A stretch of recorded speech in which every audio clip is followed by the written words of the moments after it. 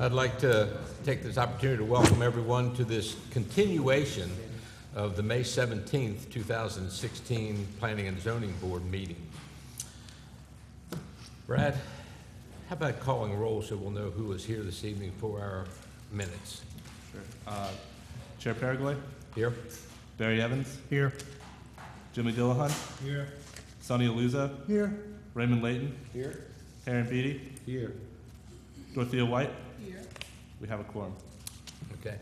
The quorum actually continues from our last meeting, since this is a continuation, so the quorum was already established. This was more for the record of who's here and who's not.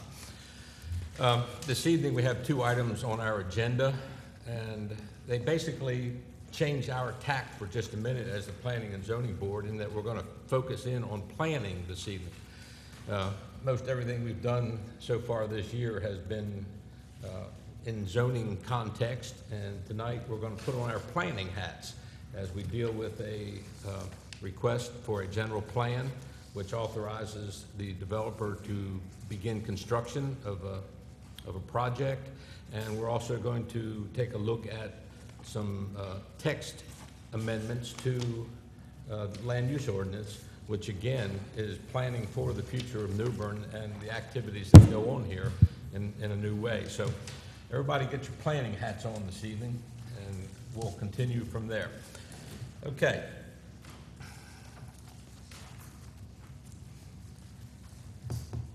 First item of business this evening is the consideration of a major subdivision for Fenwick Isle at Bluewater Rise.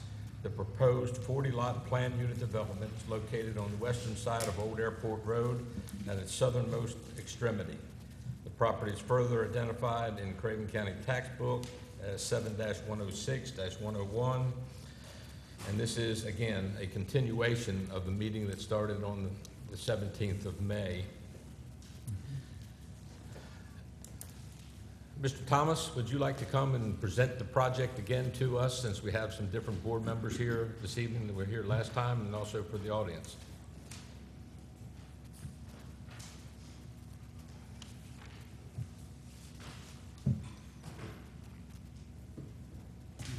Over here to the plan. Yeah, we can look that up.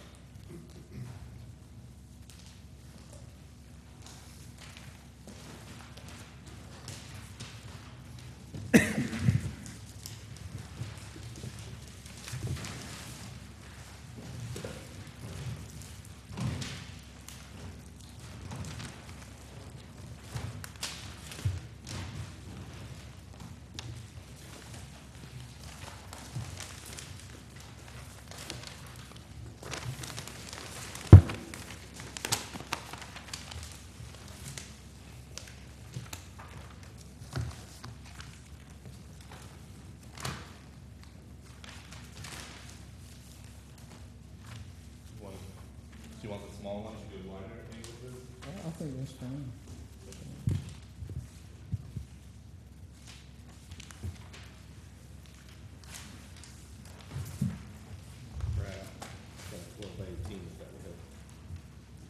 I'm just not gonna will that show all the detail? Yeah, maybe.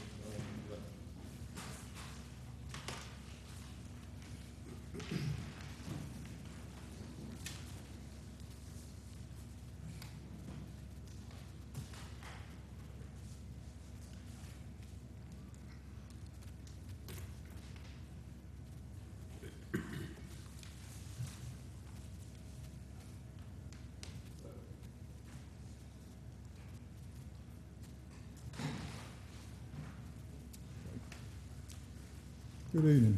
My name is John Thomas. I'm with Thomas Engineering. Have an office here in New Bern.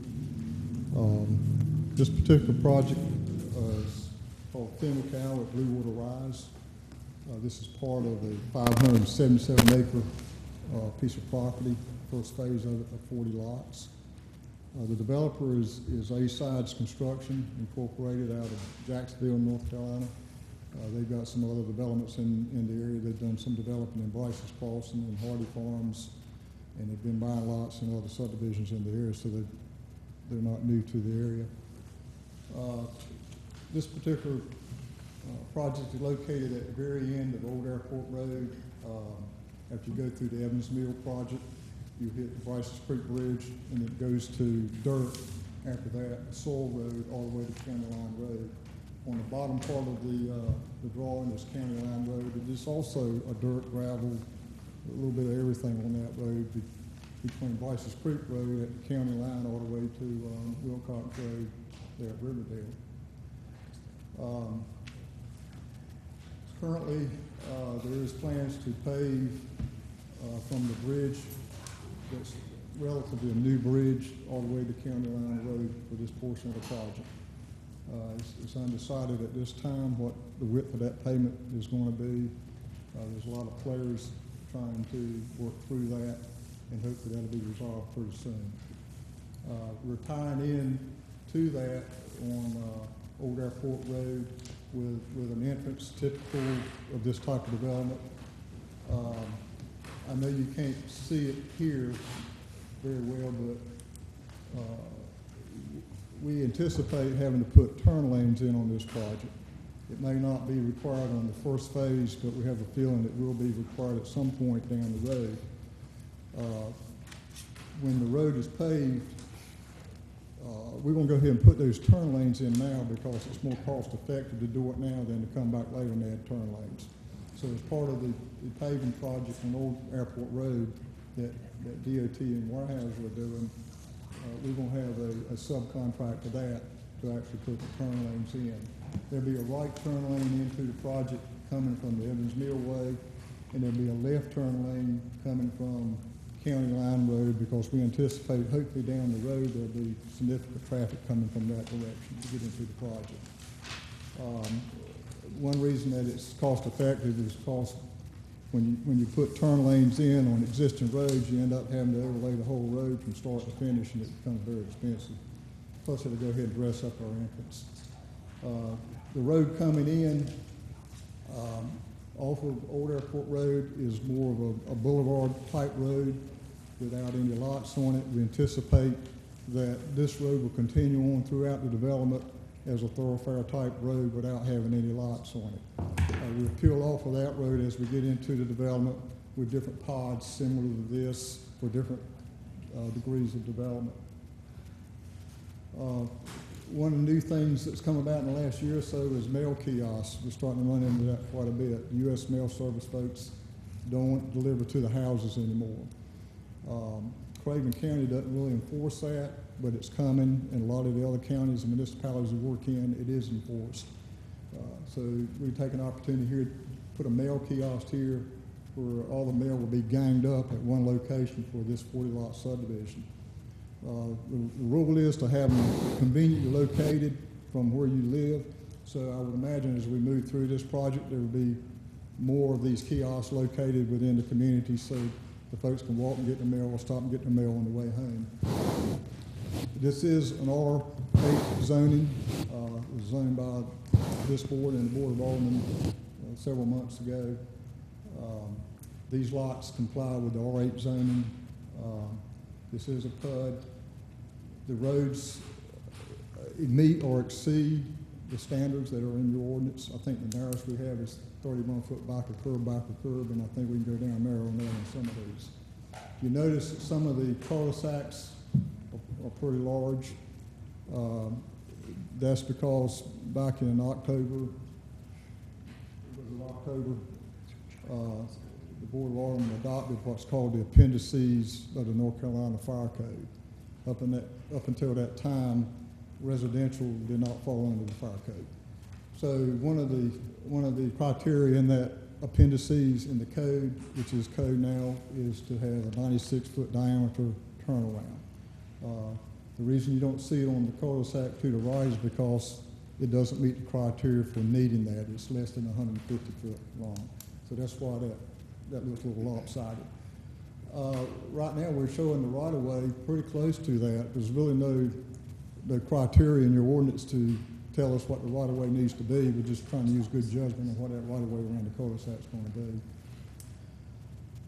be. This is stormwater-wise, this is a low-density project. We do have some ponds on here, not for stormwater treatment, but for stormwater attenuation. so we release the stormwater slowly off the site. Water mains, we just installed a water main down Old Airport Road, precluding the paving of the road up to the entrance to the project, which will pick up from there and come on into the development. Also, the fire protection has been beefed up because of the recent adoption of the fire prevention code.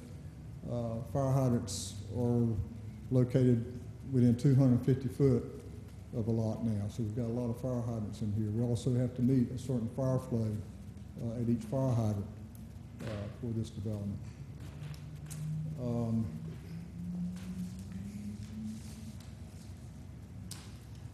Pretty much everything's in motion. I think in my answer to the comments, I addressed some of the issues, the submittal of final plans. We've actually have submitted some of those plans to the city. The stormwater plan has already been submitted to the city. We were several meetings behind on this. We've already developed those plans and they're getting ready to go out the door any day now. So we're well along with the design drawings on this particular project. I know that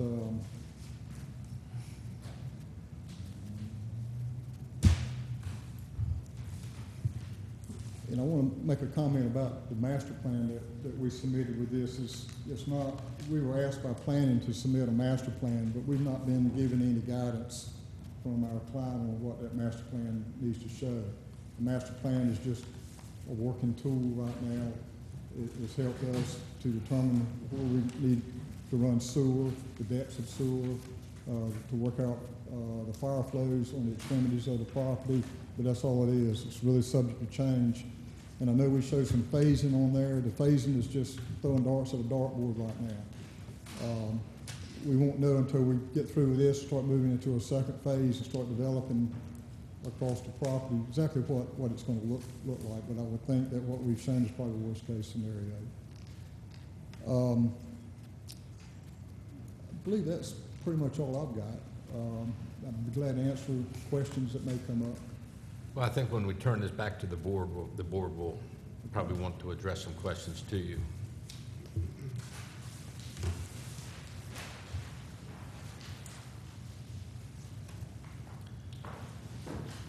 Okay. What we would like to do now is have a session of public comment, and first, and to invite anyone who would like to speak favorably towards this project to step forward, state your name, your address, and make some brief comments.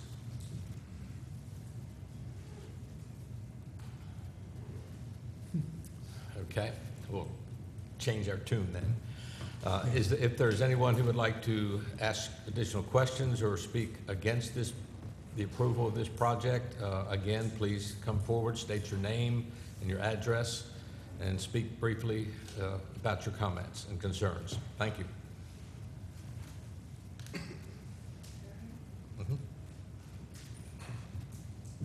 Hi, I'm Pat Scheibel. I live at 106 Lancey Lane, and I'm the alderman for Ward 3. I'm not standing here against the project. I'm not for it either. There's a lot of questions. So my big concern is safety. Airport Road is the problem, and nobody's addressing Airport Road. It is, adding more development to Airport Road is just going to make the situation worse. It's not able to handle heavy loads, as we know. It's not wide enough, and more traffic is just going to make it worse. The second issue is the width of Airport Road after the bridge. I thought that it was agreed it was going to be 20 feet. Now, Mr. Thomas just said the road width hasn't been determined. Well, that's another question. What is the road width from the bridge to the development? If it's 20 feet, that may be enough for 40 lots, but what about when the whole development is expanded? It's not enough. And I just think there's too many questions. There's a problem with the agreement with the city. Who's responsible for which part of this? I'd like those questions answered. And again, the problem isn't just this one segment. The problem is the road isn't wide enough, and the problem is Airport Road, and it affects everybody along Airport Road. So that's my comment. Thank you. Thank you.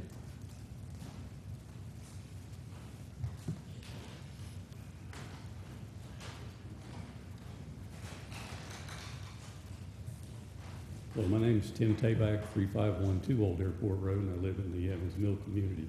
And yeah, I'd like to echo Pat's sentiment. I'm not going to stand here and say we're against the subdivision. I think it's a great subdivision. We've got a Harris Teeter coming in a Carolina Colors development right now, and every house that we can have out that way in an effort to maintain the commercial space in Carolina Colors is an asset. I think the challenge, though, that I have, which what I would say against, is Mr. Thomas just mentioned the narrowest road in the subdivision is 31 feet. Some of the widest areas on Old Airport Road are only 18 feet. So we're taking a subdivision that has the narrowest road at 31 feet and traveling down a substandard road that's only 18 feet. And that's not an 18-foot newly paved road. That's a 18-foot road that's probably been there for 30 years.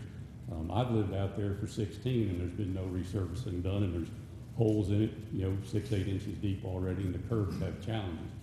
So that's our challenge. In fact, the only thing that I've noticed on the plan that is strange to me is there's a 10 to 12 foot or 10 to 12 inch diameter gas line that actually runs the whole length of County Line Road, and that's not identified on this subdivision plan. So I'm curious, is that actually under the buffer that's listed on this subdivision plan? And if so, can there actually be a buffer put where that gas line is? I think there's other challenges that this community is going to bring up in time. It's almost an urban wildland interface situation. We've got a dirt road with no speed limit on it, so there might be logging trucks traveling at 50 miles an hour that people won't be able to open their windows. But that's not a safety concern, but it is a challenge. I think the developer tends to build homes that are on slabs. This is one of the highest fire danger areas in the state. If one puts pine straw from the landscape situation up against the vinyl siding, it's a high fire danger situation. So I think from a planning standpoint, it would be a good idea for there to be some urban wildland interface and to be some planning in that standpoint also. The request, I think our community is looking at 1 year, 2 year, 5 year, 10-year plans, how much traffic, how fast will this development occur, who's going to pay for the improvements as they come. I went through and there's, let's see, 1, 2, 3, 4, 5, 6, 7, 8, 9, 10, 11, 12, 13 different small subdivision, anywhere from Carolina Crossing to Longleaf Pines to Hardy Farms, that have been built between Bryce's Creek Road, County Line Road, Highway 70, and Catfish Lake Road. And in the last 16 years, if I calculated that correctly off of the website GIS system, there was 950 some odd of those homes sold in the last 10 years. And that fits this same type of development that's going to go in here long term. So there's a potential sellout if they were to start in the next month or two to sell out in 10 years. So this isn't a long-term challenge. I think some of the folks here have said it's potentially going to go out to 25 years. I disagree with that based on the demographics that I've seen out in that area. So again, we're for it, but we'd like proper planning to make sure that there's not challenges with bus traffic traveling to and from Creekside Elementary School. There's no turn lanes up there with a 18-foot road. I've already noticed that when the transfer trucks come in and out, they have to travel down the center of the road. So it's an unsafe situation. Thank you. Thank you.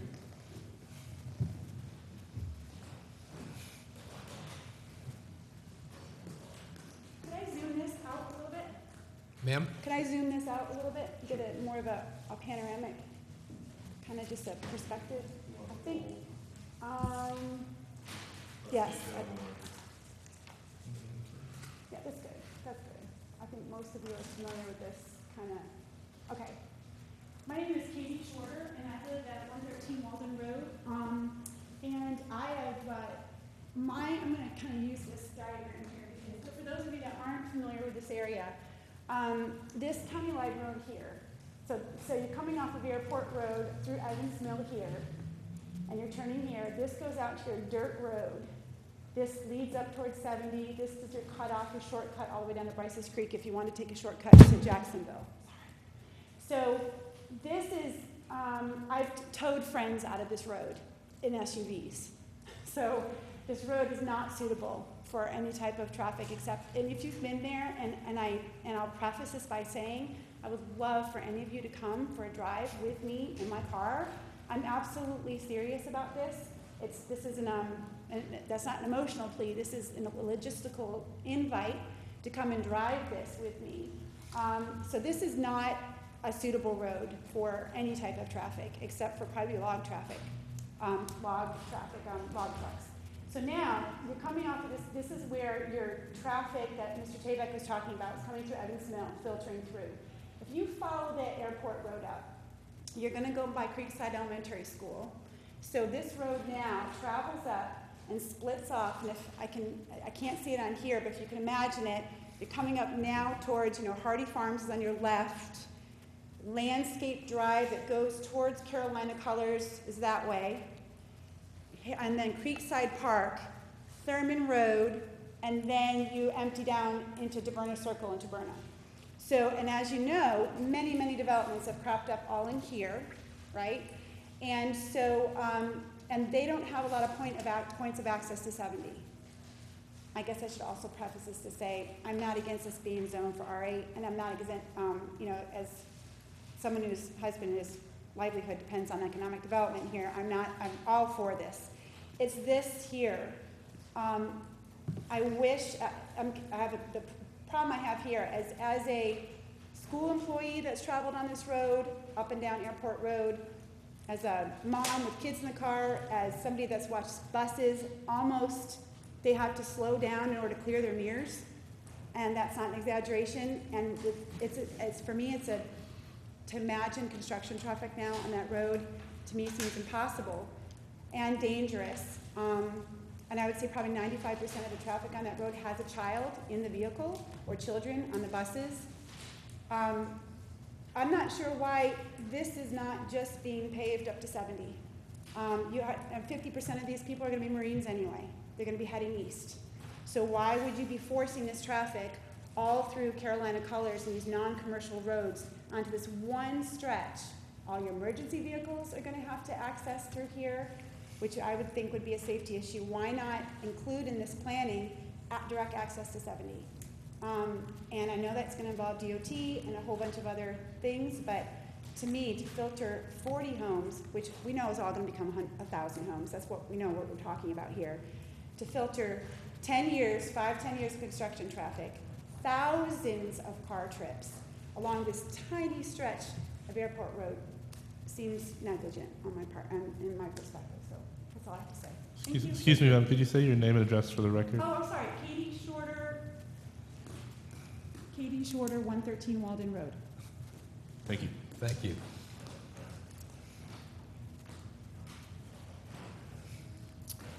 Would anyone else like to speak?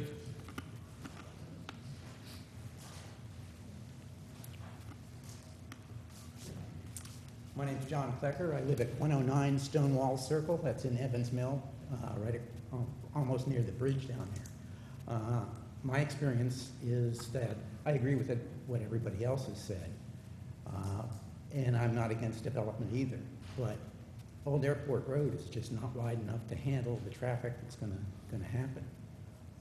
Currently, if you're coming up towards Evans Mill off at Landscape Way, in the morning when people are dropping their kids off for school, it blocks the road off. You can't even get in. I mean, they're blocking the entire road. You have to go all the way around Creekside Elementary and come down Airport Road that way. And it's only going to get worse if that community goes in and that road isn't widened. There's going to be there's a bike path along there, a lot of pedestrian traffic. It's just not going to be safe. That's all I have to say. Thank you.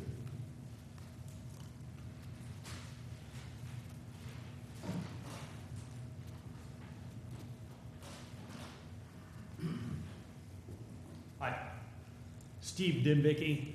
I live at 102 Stonewall Circle, Evans Mill subdivision, and I will echo all those that spoke before me for the safety concerns.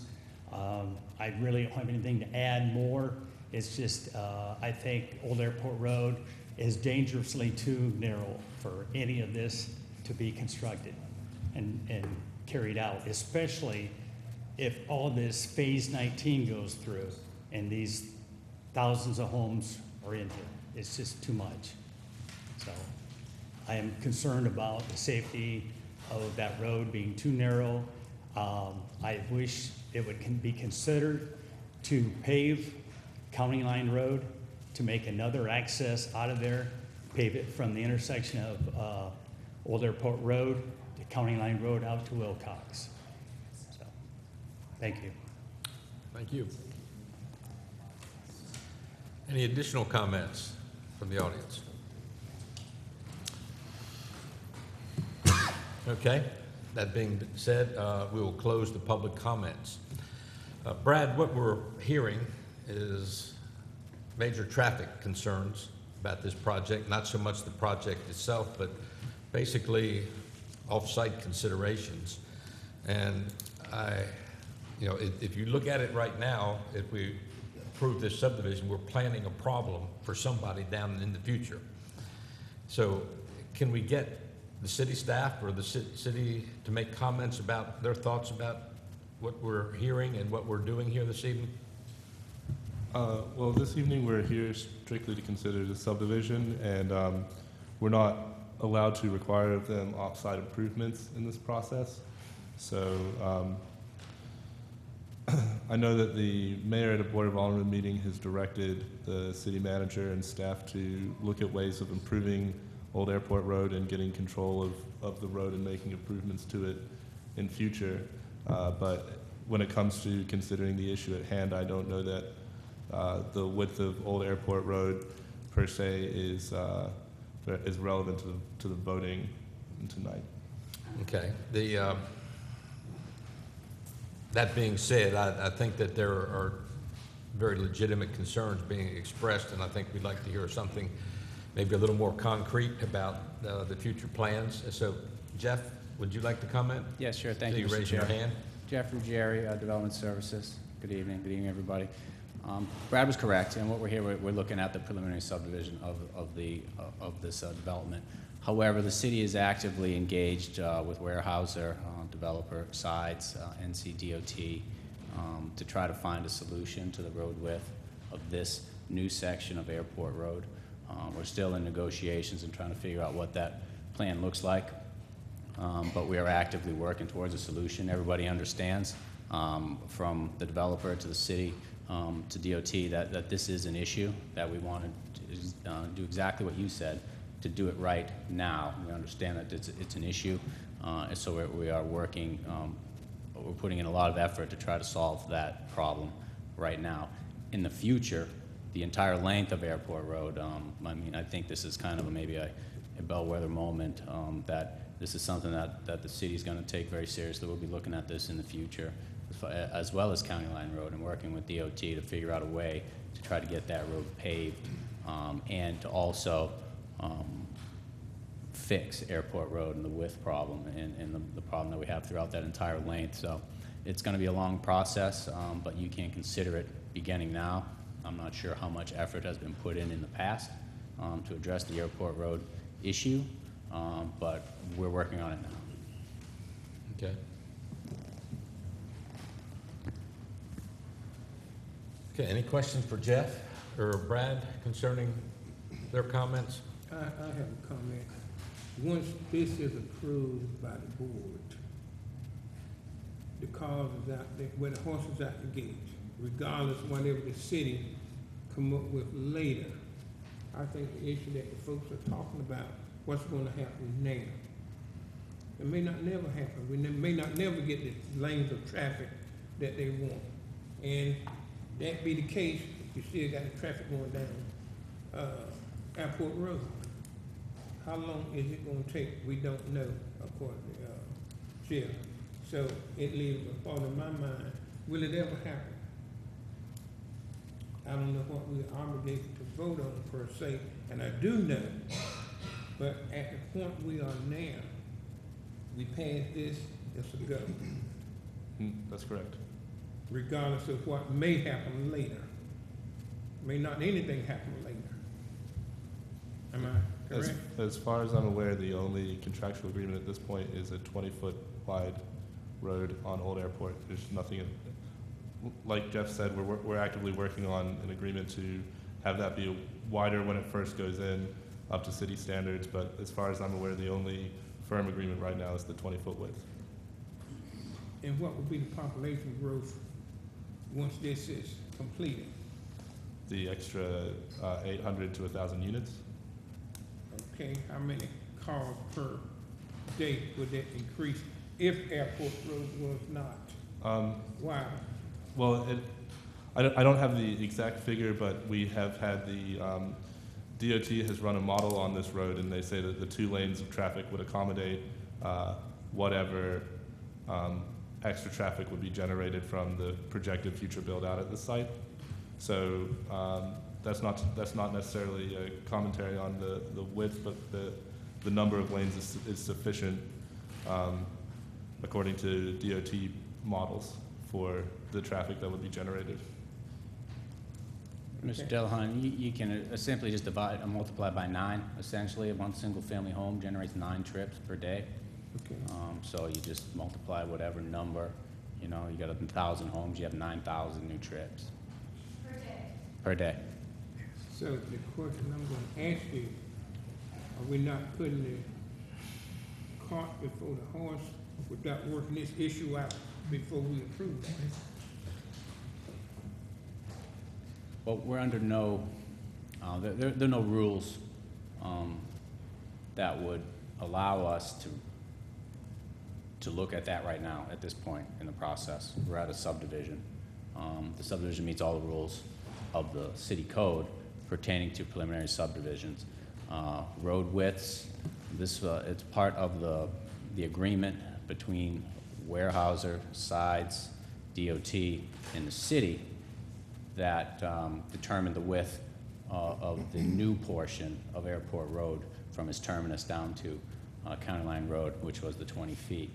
Had that road been in a city development process, in this development process, the road width would be different. But it's outside of our development process. That was agreement that was done before all this happened. So more or less, we know this is going to happen, but without the amenities per se that may. Correct, but as I said, we are working, we've been working for weeks and weeks, probably months at this point in time, with DOT, trying to figure out what the agreement would look like to make the road wider, up to 30 feet, 28 feet wide. We're bantering on what that would cost, who's gonna bear that cost, and how do we get that done. So that's what we've been working on. We're taking it very seriously. We hear what the community's saying. We understand as a city that a 10-foot wide road it's not in any of our standards. We don't allow people to build 10-foot wide roads in the city limits when they do new developments. So we understand that there's an issue there, and we're trying to solve it. Will the logging trucks and the construction vehicles be using old Airport Road? Yes. Even with the weight limit on it? I don't know. The state, Yeah. the state maintained section has a 6.5 ton per axle weight limit. Correct. So I would think that a fully loaded concrete truck and so forth like that, I don't know that they could use it or not. What's the limit on that bridge, does anybody know? I don't think the bridge has a weight limit. The old wood bridge used to have 6.5 tons also, but it's been replaced by DOT. I don't know if logging trucks are exempt anymore on weight limit roads. No. So, They're not allowed to use Old Airport Road anymore. okay. So the amount of construction traffic, I mean, you have your workers and everything will be using it. You know, lighter loads, lumber loads and things like that, I would think would still be able to use it. And I have no idea whether DOT will monitor, you know, the weight limits on that road at all. Have no idea. Jeff, do you sense that there is an influence or mindset that want to, in the future, make sure that we cover these things? Absolutely. So there's a sense right now amongst the colleagues that you got work with, that we want to move toward the wider roads. There is the sense of that, right? Absolutely. And we're at a point today that we're gonna say we're stuck between a rock and a hard spot on that issue right there, right? And that's the only matter that we're seeing from the people that's in conflict with something that we have on paper, right? Correct. Okay. Well, Does to that point though, there's many sections of Old the new section that they're going to build. Right. I think there's no question that is in very heavy negotiation to try to resolve that issue. Now, when you But move, he also in what he described spoke futuristically to me that the entirety of Old Airport Road is being looked upon. I agree. That's all I asked. Right, and that's there's 4 miles of road, Old Airport Road there, which is a major undertaking. Yeah. But gotta be done. It's got to be done. I totally agree. And I think I guess I would ask, is there any intent on the city's part to have a traffic study done out in that part of the world? The last one that was done was 10 years ago. Correct. And I know there were things done when Sides bought the Hardy Farm property, that if they ever used Betty Gresham Lane to come out, there was some improvements to that road that had to be made on phase 2 of what they built there. Now, Mr. Sides has since then given up that property, and so those improvements are never going to happen unless somebody else acquires it. So it gets to that point of what if? Who's going to pay for it, and what if, and how's it going to get done? And I think that's the main concern that I hear is plans are great if there is commitment and financing for them. And I'm hearing you say that the commitment and possibly the financing are something that the city will be looking at Absolutely. very seriously in that section of the city in the future. Yeah, and Mr. Chair, you brought up a great point. Who's a traffic study have we done? We haven't done one since we looked at Thurman Road and that whole area up top about 10 years ago. But part of the role of the Planning and Zoning Commission is to make recommendations to the Board of Aldermen, and if that's something that the board feels is important, that a traffic study be done on Old Airport Road to understand current conditions, future growth, and what a road should look like. That's certainly within the purview of this board to make that recommendation to the Board of Aldermen. Can I ask a question about the buffers? I'm not familiar with does the city have a requirement of how big they have to be? Because I see here that some of them vary and some of them are 40 feet. Yeah. Is there a requirement from a major road to a piece of property that there's a buffer? Yeah, this is a planned development, so the requirement is a 20-foot buffer around the outside, so that would be the minimum. They go to 40, that's their choice. Okay. Other questions for the city staff? Or city attorney has actually joined us this evening, so if you have any legalistic type of concerns, you might be able to get an answer. I have a question for the engineer. Okay, well, let me take the opportunity to turn this over to the board at this particular time for questioning of Mr. Thomas. Any questions about the concerns? Tim? We closed the public comment. Just a request, no comment, just a request. Okay. Yeah, my thought would be, the request is, if we're moving forward and there is going to be planning, is it possible to have a stakeholders meeting that would be part of that planning process, where people would be aware of the process and there would be less conflict, so we would keep coming to these meetings and having challenges, we'll say, that we could all be part of the process to try to iron out some of the issues? Absolutely, yeah. That would definitely be part of any plan that we put together for Old Airport Road. Okay, I'd like to turn this back to the board now for deliberation and consideration.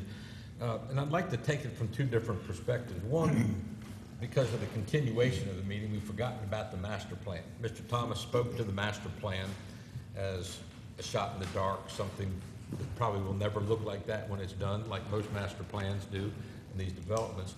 But do you have any of you have any questions about the master plan that was presented that might might be valid to express. I think what I want to talk about is, we take that into account. The last time you were here, you and I spoke about the wetlands, and you said that the wetlands were, the approval was 5 years old, and you were in the process of looking at them again. The lines I see here now reflect that? Have that been done, or is that still on the, are you still? I'm having a hard time hearing you, but I think you're talking about the wetlands. Yeah. Yeah, the wetlands that are shown on this is what the Corps recently approved. It's the original one, so Right, it's those are the Corps approved wetlands that are on there. So it's not, because you told me that you were in the process of redoing them. Well, this particular property had been studied several times before, and so this was a renewal, so we went out and reflagged the lines. The Corps came back out, looked at the lines, and they've approved the lines. So those lines are not going to change? They basically didn't change, no, sir. Thank you. John, your master plan shows 2 entrances onto County Line Road in the future. That would bring into play paving of County Line Road, at least down to Old Airport Road again. That's acknowledged, because I would hate to think that we have a master plan that only has one point of ingress and egress. Well, we're looking at County Line Road as a secondary all the way to 70 at some point in time in the future. We don't know what's going to happen with that. Some time needs to go by before all that develops. We were anticipating having another out in about 200 lots is what we've been discussing. A second point of ingress and egress. Yeah. Okay. And that would give probably some time to work out the details with County Line Road and the rest of Old Airport Road with all the players. There's 4 or 5 players in this thing. And it's also a monetary thing with everybody involved in it. So that would give a little time. I don't have an answer for that. You know, Well, the only answer I was looking for was there is going to be a second point of ingress and egress out of this project. I think there's one necessary on this, and we don't have an opportunity to have a second out on the Old Airport Road, because if you look at the plan, well, you don't have that in front of you, but up until we get to our entrance, everything on the right as you're coming from Bryce's Creek down to our entrance is pretty much wetland, so we can't cross that. Yeah, okay. Okay, how about questions and concerns about the specific 40-lot subdivision that we're dealing with and as part of this evening's consideration? I have a question. Are we to consider approving this based on the 40 homes by its own merit, or are we going to be able to consider the road conditions outside of it as part of our decision whether we vote up or down on it? Jeff? It's the subdivision, Mr. Evans. I think anything outside the limits of the subdivision are probably outside of our purview. Is that correct, Brad? Correct. Yeah, that's correct. Okay. So from my point of view, I've reviewed this pretty heavily and checked it against the ordinance and the requirements, and the subdivision as in of itself and the application appears to meet all of the requirements. Appears to be a good application, and I think for us to, as a board, to try to take our discussion outside of that and talk about the road, while we can acknowledge there are concerns, we have to place our trust as a board and also as the public and the residents in the city to work with DOT to to look at the road in depth and what needs to be done there.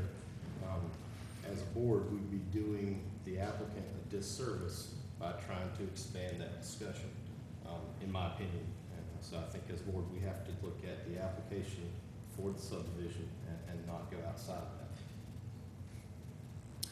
that. Yeah, I agree, and I think that what we're dealing with here, like I said earlier,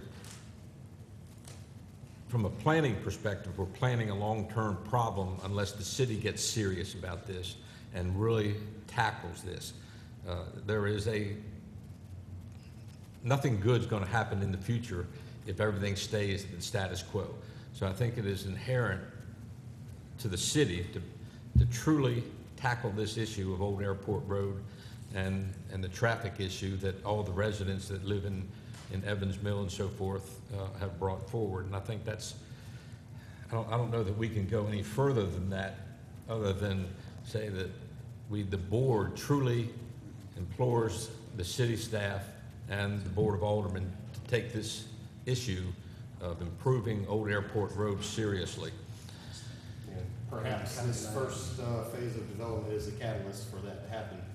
You know, we obviously don't know the answer. Yeah. John, I have a couple questions about your plat. Off of Old Airport Road, you have crosshatched a couple proposed right-of-ways. Right. That is to accommodate the turnout. Okay, why wouldn't they be put into the right-of-way as a permanent thing now instead of proposed later on this plat? This is in anticipation of a wider right-of-way than, wider paving area than the 20 foot. It's anticipating that. And so we want to go ahead and show that on the plan, so we've got that set aside. But it's not dedicated on this plat? At the time, it will be. It will become part of the right-of-way. Similar to the one that was done up on Longleaf Pines, there was an area dedicated for a turn lane there that's still sitting there that's available. I guess my question would be, what if we think it's going to happen sometime in the future and it doesn't impact anything, why wouldn't we put that right-of-way in play into the right-of-way that we have now? Well, we're just showing it as being reserved basically for that to happen if it does happen. And quite honestly, I think it's going to happen. Well, we're just preparing for it, even with the way we've got our entrance design right now, is prepped for that wider paving area. Wouldn't it be just as easy to dedicate that right-of-way right now on the final plat when you bring it in? Well, when we come in with the final plat, the decision will have been made by that time, so it'll be shown on the final plat. Okay. Yes. Okay. The other question I have is about the mail kiosk. Is that going to be a private road or a city road? Because it's half in the city right-of-way and it's half out of the city right-of-way. It'll be a driveway off a city road, like any driveway to a house, I would presume. I wouldn't see the city taking any responsibility for the driveway or the kiosk. The kiosk is located in the common area to be owned and maintained by the POA. Okay, I think there needs to be, I'll ask this to the city attorney, should there be some kind of encroachment agreement or arrangement for that private driveway going across the city right-of-way there? And Yes. have that labeled as a private road? Yes, sir, that would be my recommendation, and we have a standard approach agreement that we use for such things. Anytime we have an infrastructure inside the right-of-way that's privately owned and maintained, we paper that up and record it, so there's no question about it. Okay. And that would be a good condition as part of this approval tonight. Okay. Any other questions for John while we have him up? I have one more question. By chance, if the city or the state does nothing, where would that leave the residents? And I think you addressed that partly, but where would that move them? The city, we can't do nothing, no money, taxes not going up. Where would that leave the residents with the cluster of traffic? So what can we interject later? Well, I think at that particular juncture, because this is a phased project, it becomes more and more of a condition of approval, and probably because we can't deal with off-site, it really doesn't do it, but it becomes more of an issue for the Board of Aldermen in the city of New Bern as we increase there, and to the point that I would think, I don't know if you probably can't do it, but enough's enough. 300 houses there is plenty for the existing roads if there's no plan in place to improve anything. The residents are. They're stuck. I think this is one of their concerns. Oh, I don't think there's any question. Since we looked at this 3 months ago for the very first time, it's always been about traffic. When we talked about it at the zoning request time, it wasn't anything about the development of that parcel of land. It was about the traffic generation on Old Airport Road. That's from day one, that's what the whole issue has been, is Old Airport Road and the new paved portion of Old Airport Road and what that's gonna finally look like. So they expect us to make a decision, okay, it's passed with no stipulation. That's our duty For this phase, and then, for this phase. and then the next phase would then be the same question, if it's separate, will it not? It will be, and that's when I would look at the alderman and look back at Jeff and the city attorney and say, what's going on? Where are the commitments to do this work? You know, we can talk about this stuff all we want, but we need, at some point in time, in my mind, there needs to be some commitments Absolutely. for the effort and the financing to make this stuff happen. And, you know, the financing is the real key in the whole thing. And That's what I was alluding to when I was asking about, they spoke futurist in history. Yeah. Because that says it's open to revisit continuously. And in line with what he says, somewhere along the we need to take that leap of faith that we, the planning board, the aldermen, are gonna look out for them. And I see why everybody's a little hesitant right there, because nothing has been said here that gives any sense of protecting this future. Yeah. Nothing here. And I'm really disturbed about where we are at this moment. I know this plan is set here, and it's not the subject matter that we're talking about. But I feel we all do, I think that's why this discussion is going the way it is. And so we are at a place that we can't do anything to protect what they want. We at a spot where we absolutely can do nothing as a board. Because that's what I just heard, that We can only accept this and could move forward. and then fix it later. Well, you have a choice of voting against it before. I mean, that's your choice. I respect that, but I mean, you know, as we start to vote, but I'm beginning to feel a little strong-armed in it. Well, let me ask for some clarity from the city attorney or Jeff, either one. The proposed subdivision presented to us this evening is to be considered on its merits on this plat and this plat only? Yes, sir. I'll answer your question, but let me start a little broader first, because I understand the frustration in that you are dealt a hand, as was so well said earlier, to address a legal issue with the subdivision plat. And your job is to make sure it conforms to the land use ordinance. And that's the only decision you have.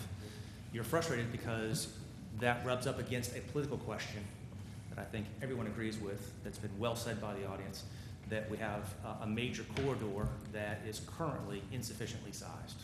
And that's a political issue, separate and apart from your legal issue. So that's your frustration. All I can do is reiterate what Jeff's and others have said. This issue is not lost on the city. As John Thomas said, there are many moving parts to this problem. This is a great catalyst to start addressing this issue.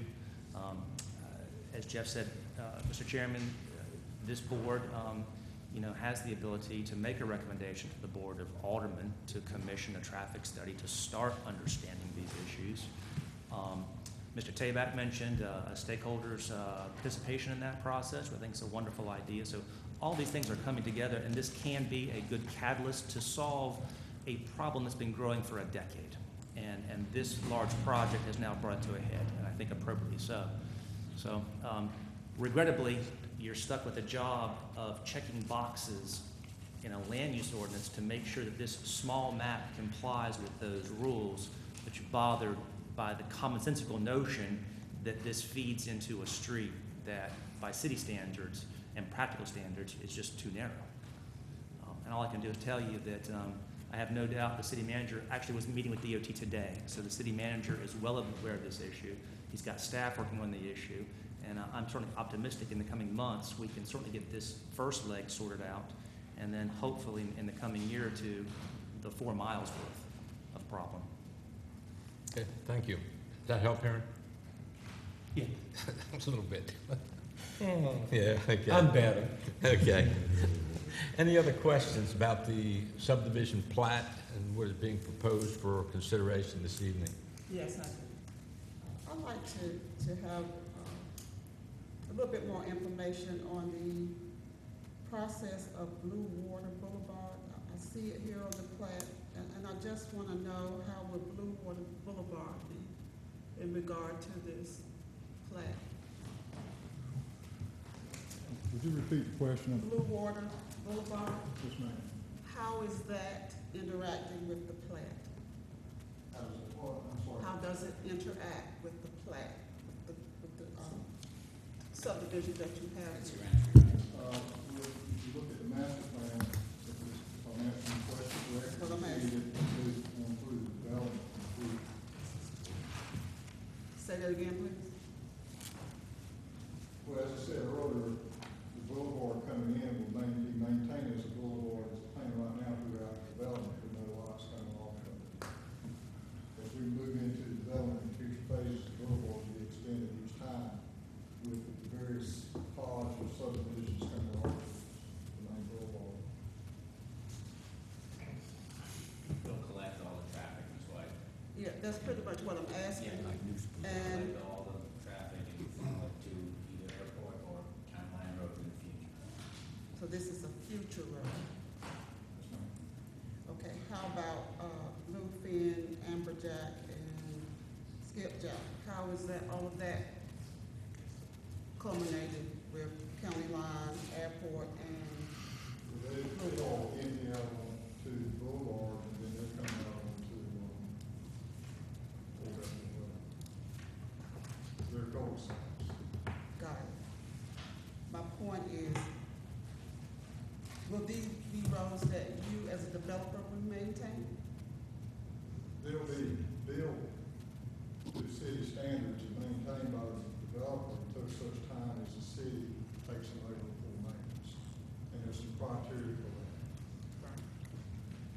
So ultimately, it will be city-owned streets.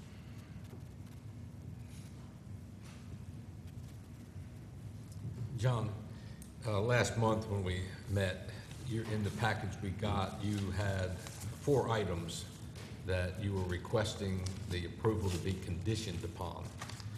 Could you update us on the status of those conditions? The first one was item 15,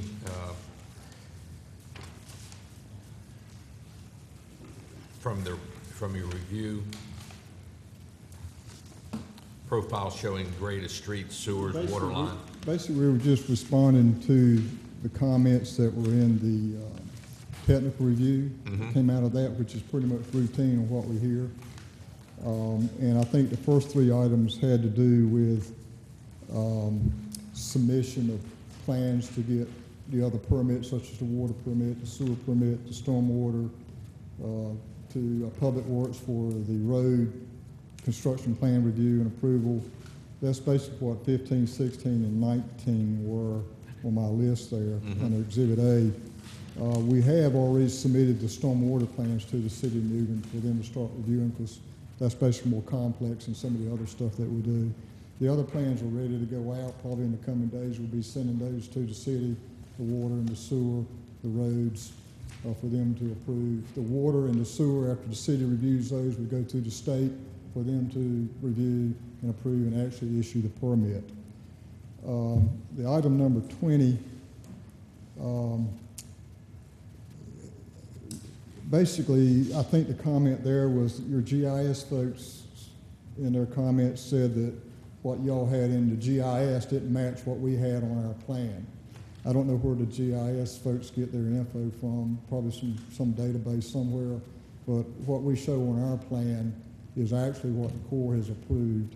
And also, we're not impacting those wetlands. We're not having to cross them or get any permits right now in this phase.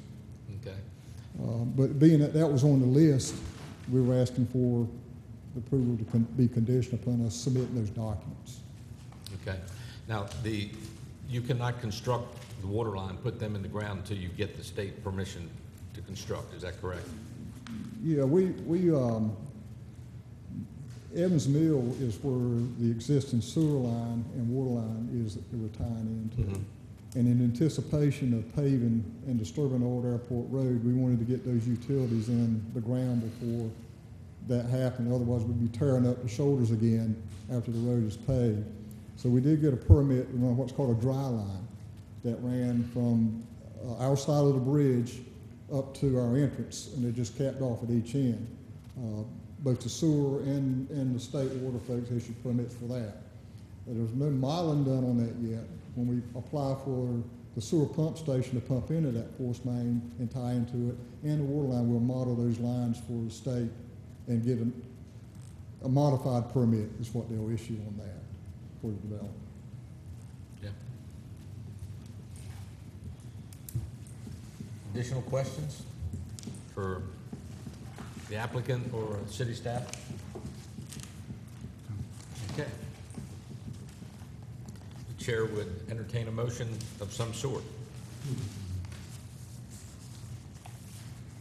I'll make the motion that we accept the city plans as is. Okay? We have a motion to accept the subdivision plan. Are there any as submitted. conditions you'd like to? Staff would like to recommend condition for approval on the basis of the mail kiosk road with an encroachment agreement, that the turning lane be shown on the final plat as dedicated to public right-of-way, and that the second point of access be completed within the first 4 phases of development. Heron, will you accept those amendments? There's conditions to your, I know I want to say yes, but say it one more time, make sure I got it. That there's an encroachment agreement for the driveway with the mail kiosk, that the turning lane is shown on the final plat, and that the second point of access is completed within the first 4 phases of development. I'm well with that. okay? We have an amended motion. Is there a second? I second it. Okay, we have a second to the amended motion. Any further discussion? Yes. We mentioned earlier about the traffic study to be conducted. Is this the opportunity for us to add that in? That would be a separate motion, recommendation directly to the Board of Aldermen as a sidebar to this. Okay, let's call the question. Let's have a roll call. Barry Evans, Yes. Jimmy Dillahunt, Yes. Sonny Aluzo, Yes. Raymond Layton, Yes. Aaron Beatty, Yes. Dorothea White, Yes. Chair Paraguay. Yes. Motion's unanimous. Okay. Now, if someone would like to make a recommendation, a motion to recommend to the Board of Aldermen that a traffic study by a reputable engineering firm be conducted in the old airport area. So moved. I'll second that. We have a motion and a second to, I wanted to add something to that. okay. What I'd like to add to that, that at the conclusion, when they have the results of that study, that they also include the stakeholders in the area at that meeting. Okay.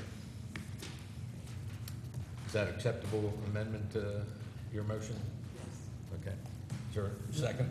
Sonny, you second the amended motion?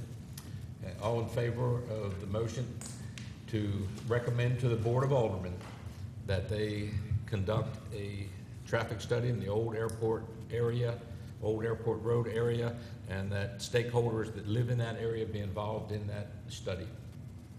That's That's fine. okay. All in favor? Aye. Opposed? Okay. Okay, that's a recommendation from the planning board to the aldermen. Okay.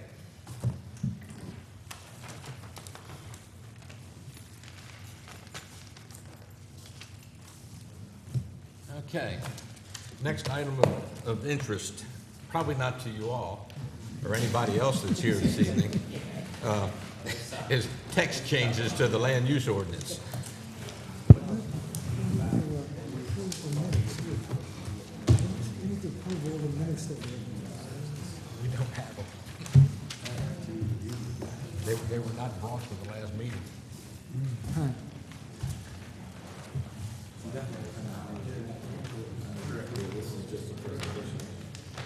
Yes.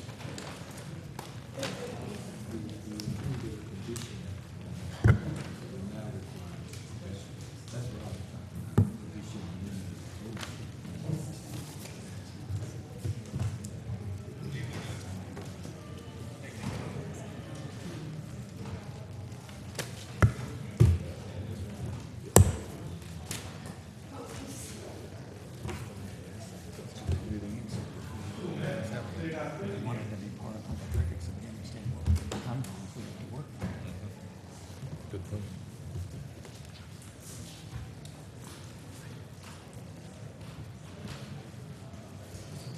Okay, item number 4 on our agenda this evening is introductory presentation on the land use ordinance edits, and I will stress the word introductory. One moment, please. I'm just gonna. Oh, never mind. Greg got it. Thanks, Greg. I wanted to close the door. Okay. So as you are all, or as most of you are aware, we've been working on updating the land use ordinance for the past since before I got here. So a couple of years now, and we had a presentation to you guys last September, I think it was, maybe a month before that, giving you a rough outline of our proposals for what we want to do with that. And after that time, a study group from your board met with us and with developers and stakeholders to discuss what our proposals were, and we had several meetings with some of the folks that are in this room tonight, and others, to try and refine the feedback that we got to make sure we were moving in the correct direction that would accomplish the goals of the community and accommodate the needs of developers and citizens alike. And so this presentation is informed very similar to what you saw previously. There have just been some updates to the content to reflect the changes that we've undergone since we first came to you. So why are we doing this?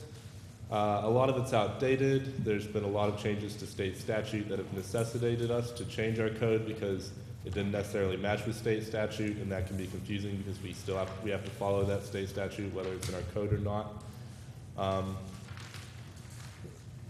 We want to accomplish new goals and policies, so we need different language and different tools to be able to do that. And also, a big motivation for this is to get rid of the conditional use permit and to remove the 2-acre rule for requiring special use permits. And actually about half the changes in the document, which is about 73 pages long, deal with removing conditional use permits and editing out references to the 2-acre rule. And so conditional use, you saw this and approved this, I believe it was last February, maybe last January. You recommended approval to the Board of Aldermen, but we didn't take it to them. We decided to roll forward with some other changes that were necessitated by us making the changes to conditional use. So we've removed all references to conditional use, and anytime we were in a situation where a conditional use permit was required before, we now require a special use permit.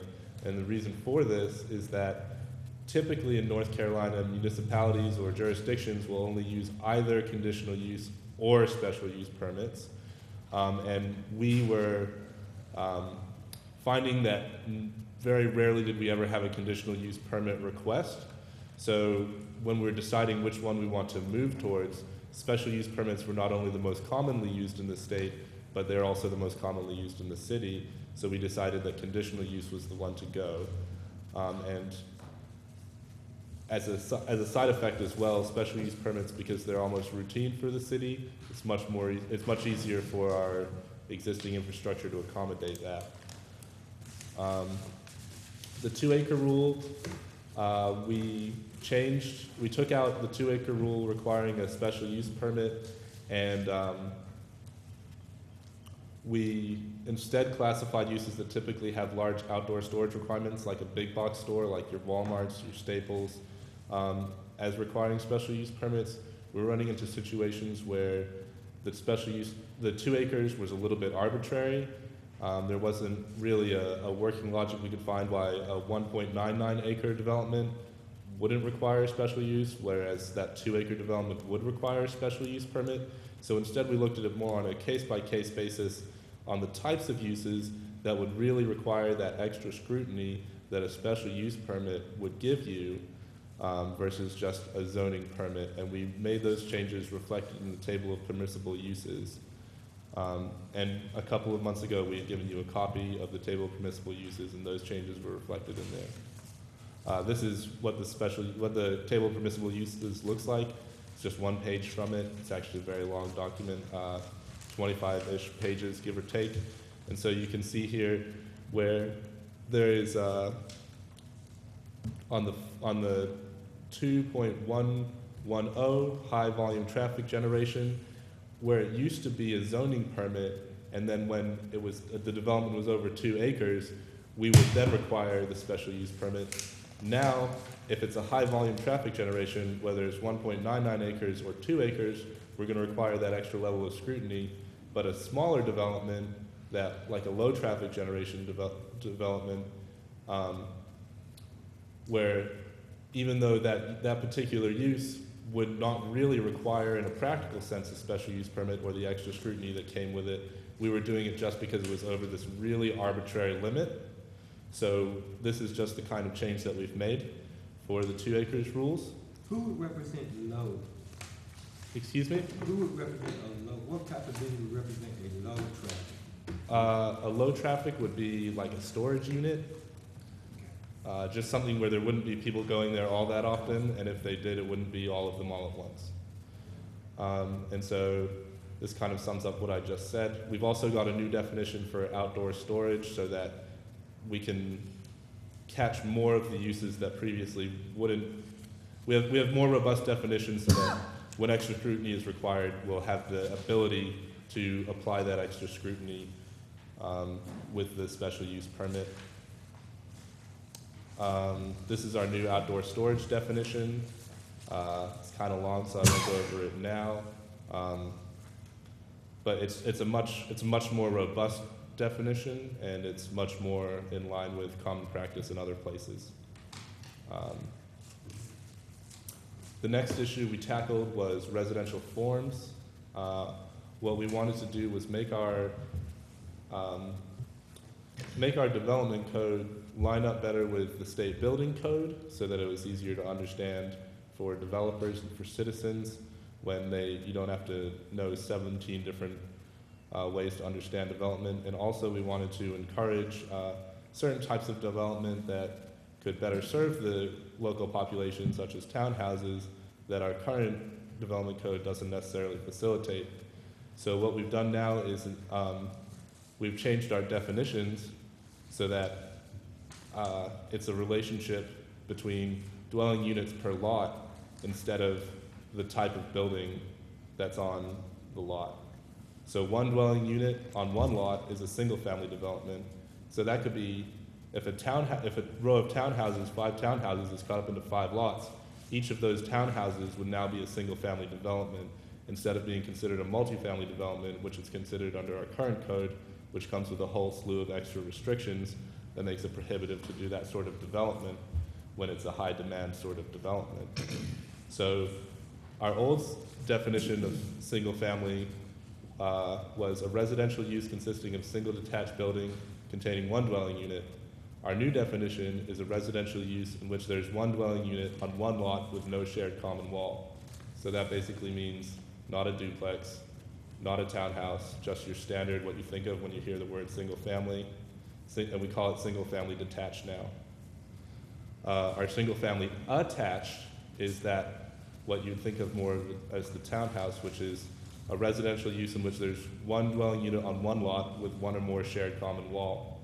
So duplexes and townhouses kind of fall under this. We still have a definition for duplex, but this is really what we're trying to get at, was having this single family attached definition. And we've changed some of the requirements to make it easier to fit this type of development into lots in the areas where the development is in demand. So we've got the duplex definition, which is a residential use in which 2 dwelling units with a shared common wall occupy a single lot. So these guys, they are a 2-family development, and it's two dwelling units on 1 lot. So if you were to have two lots with your traditional duplex building style, that would be single family attached. But if you have the duplex style building on 1 lot, then it's now what we consider a duplex. So you see there's the relationship between the number of dwelling units per lot instead of the building type. And then multifamily, as you'd expect, that means that's 3 or more, as opposed to the 2 or the 1. So 3 dwelling units on 1 lot is multifamily. So that's your apartments and condos and unsubdivided townhomes. And here's an illustration of all this.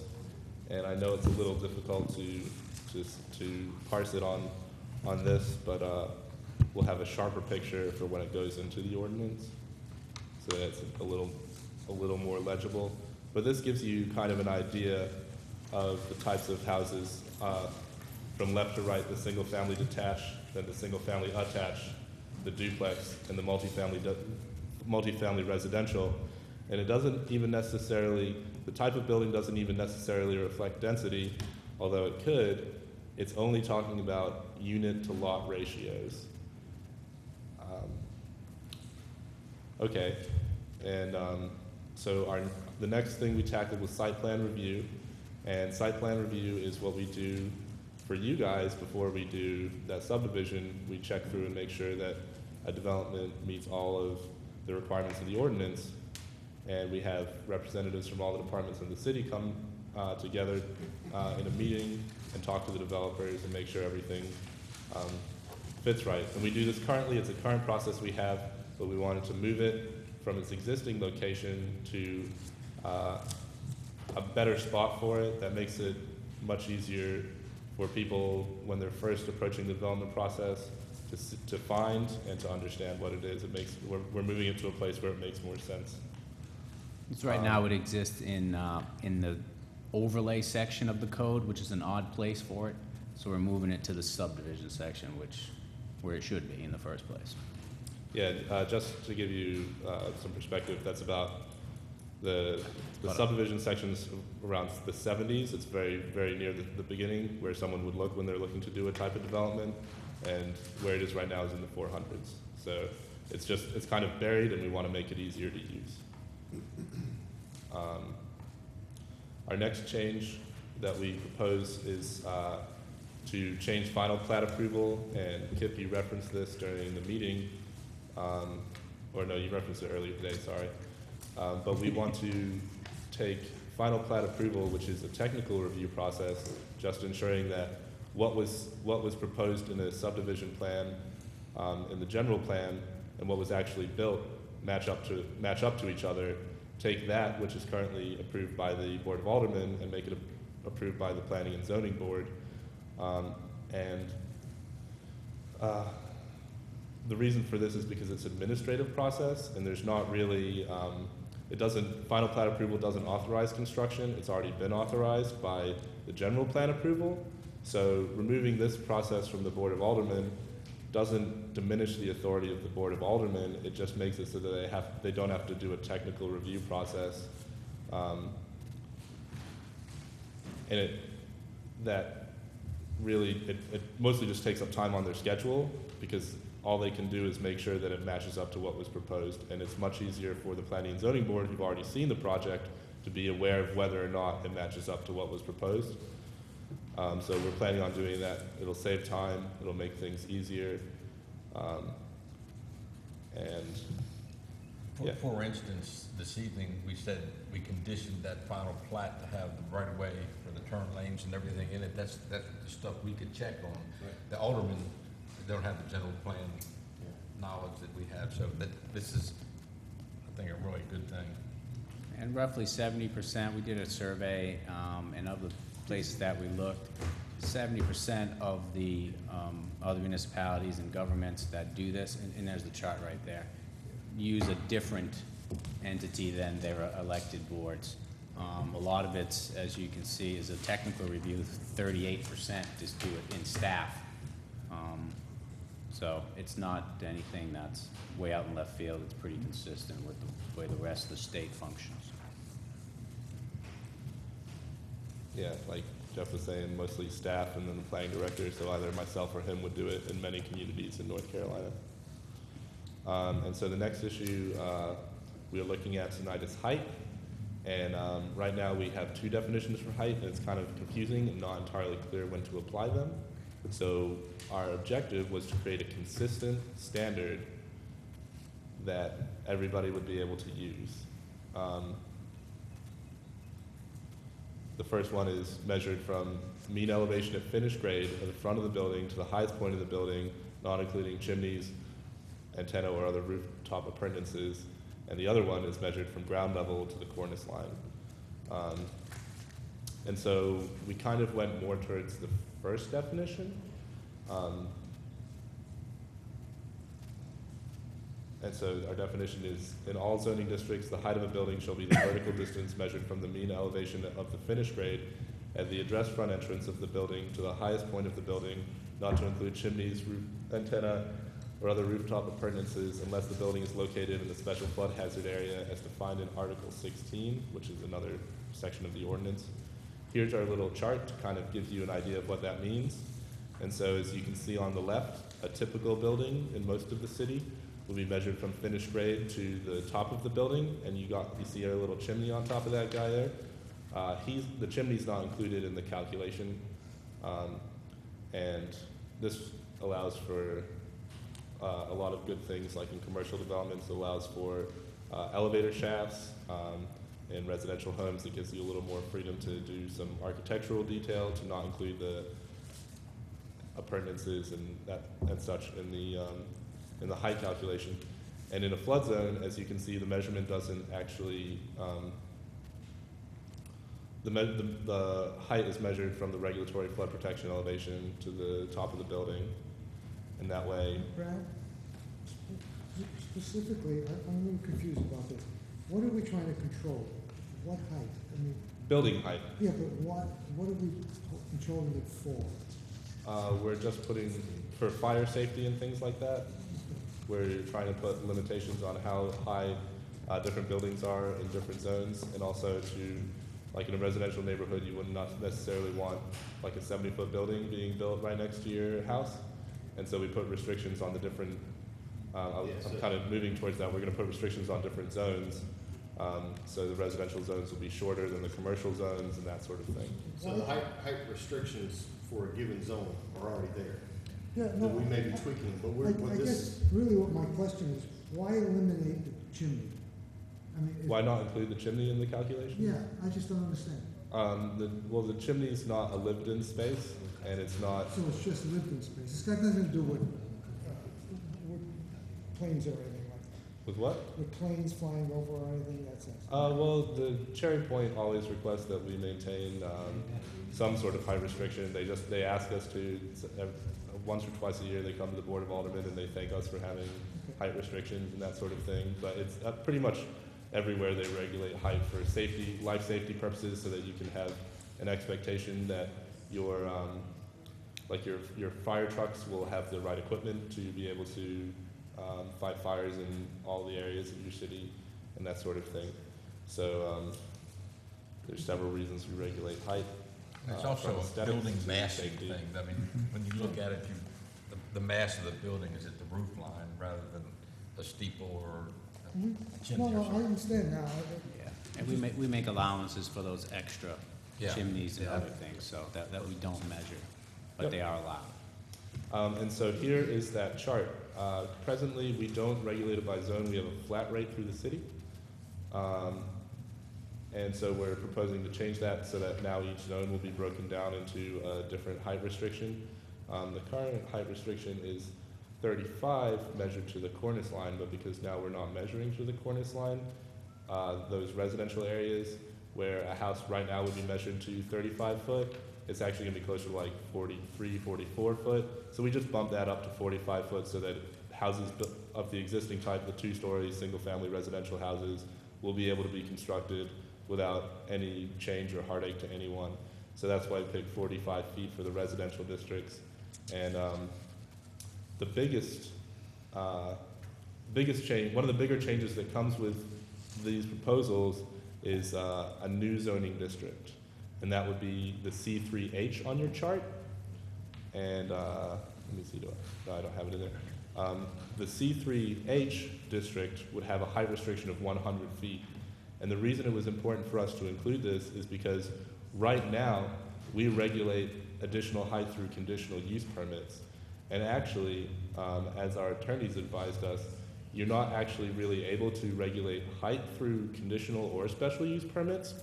That's not the mechanism. You can't actually deny those permits on the basis of height. So even though we have that protection written in, it's kind of a false protection.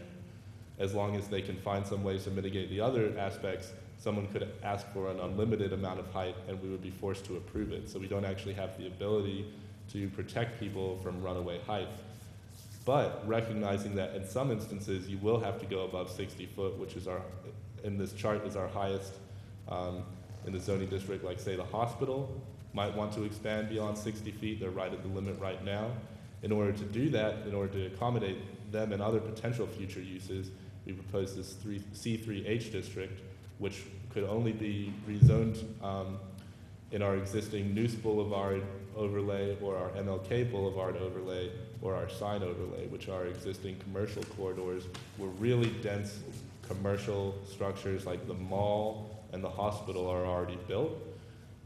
This way, no one could just request for that extra height district like near the historic districts. That wouldn't happen. You couldn't do it right next to a residential neighborhood because it would have to be encapsulated in these existing dense commercial districts. And it has to be approved by this board. So you have a say in that. You guys are doing, because you guys approve or make recommendations on whether or not to approve, yourself and the Board of Aldermen would be involved in granting that extra special 100-foot district to people who would be requesting it. And so for height in the residential waterfront overlay, the height's restricted to 44 feet above mean sea level. In the commercial waterfront overlay, it'd be restricted to 66 feet above mean sea level with the extra 9 foot for rooftop appurtenances. And that's kind of how it's written in existing form. We just took the conditional use permit to get to that 66 foot out of the commercial waterfront for the reason that I said previously, where the conditional use permit doesn't actually protect you or give you the ability to practically deny a development their extra height. You can't say, no, we don't want to give you this extra height under state law. So it's just a false sense of comfort to have that in there. So we removed it. And something else we proposed was in the downtown area to have step backs on buildings. And so you know about setbacks where the building is built back from the property line. Well, these step backs are similar to that except for it's at the top of the building.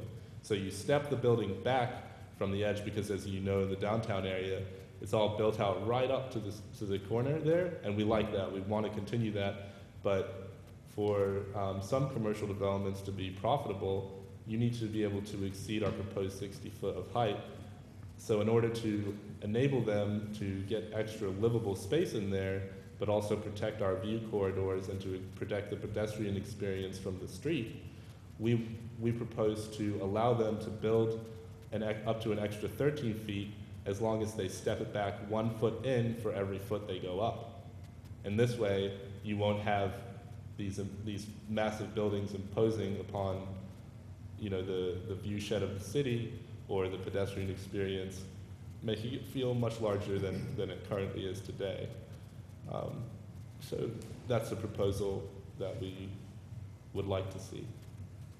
But we measure the building height to what's right facing the street. Yes, so we would and measure get it to the 1-to-1 ratio. We measure the 60 foot, so you go 60 foot from finished grade, up to the top of the building, and then if you wanted 13 extra feet, you'd have to step it back in 13 feet from the corner of the building, from the edge of the building, which is pretty substantial, accounting for it being stepped in on all sides. That makes it just a very narrow, a penthouse essentially, something like that, on a average building. So this next slide here is a chart showing you what the heights would look like. So as you can see, there's not a whole lot of variation between the districts. So even in a commercial district, you're not going to feel really overwhelming to nearby residential areas, with the exception of that C3H and that massive bar, that really tall one.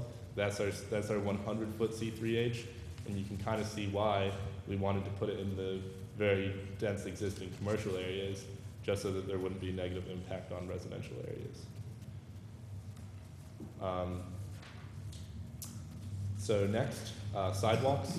They're a major priority for citizens. Oftentimes when you talk to people, what do you want to see more of? What do you want to do?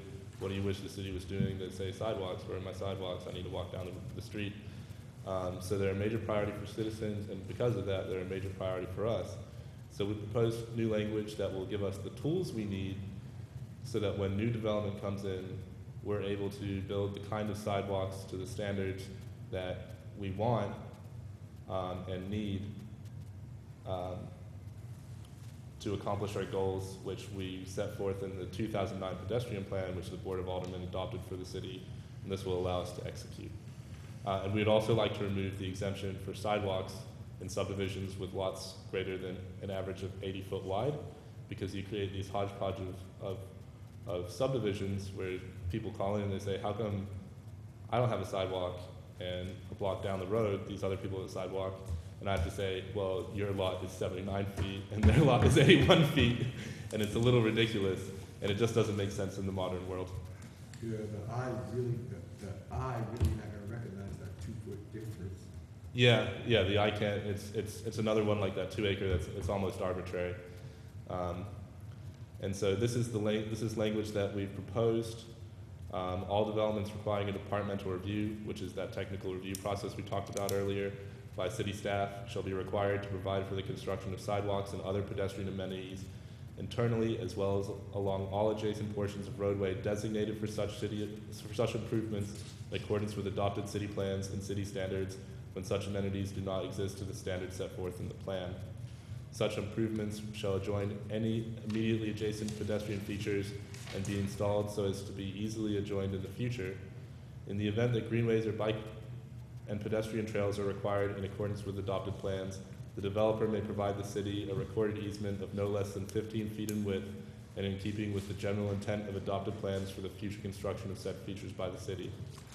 With this language, we'll be able to put in the sidewalks that we need going forward, and also start to develop a greenway network, which a lot of people would really like to see in the city.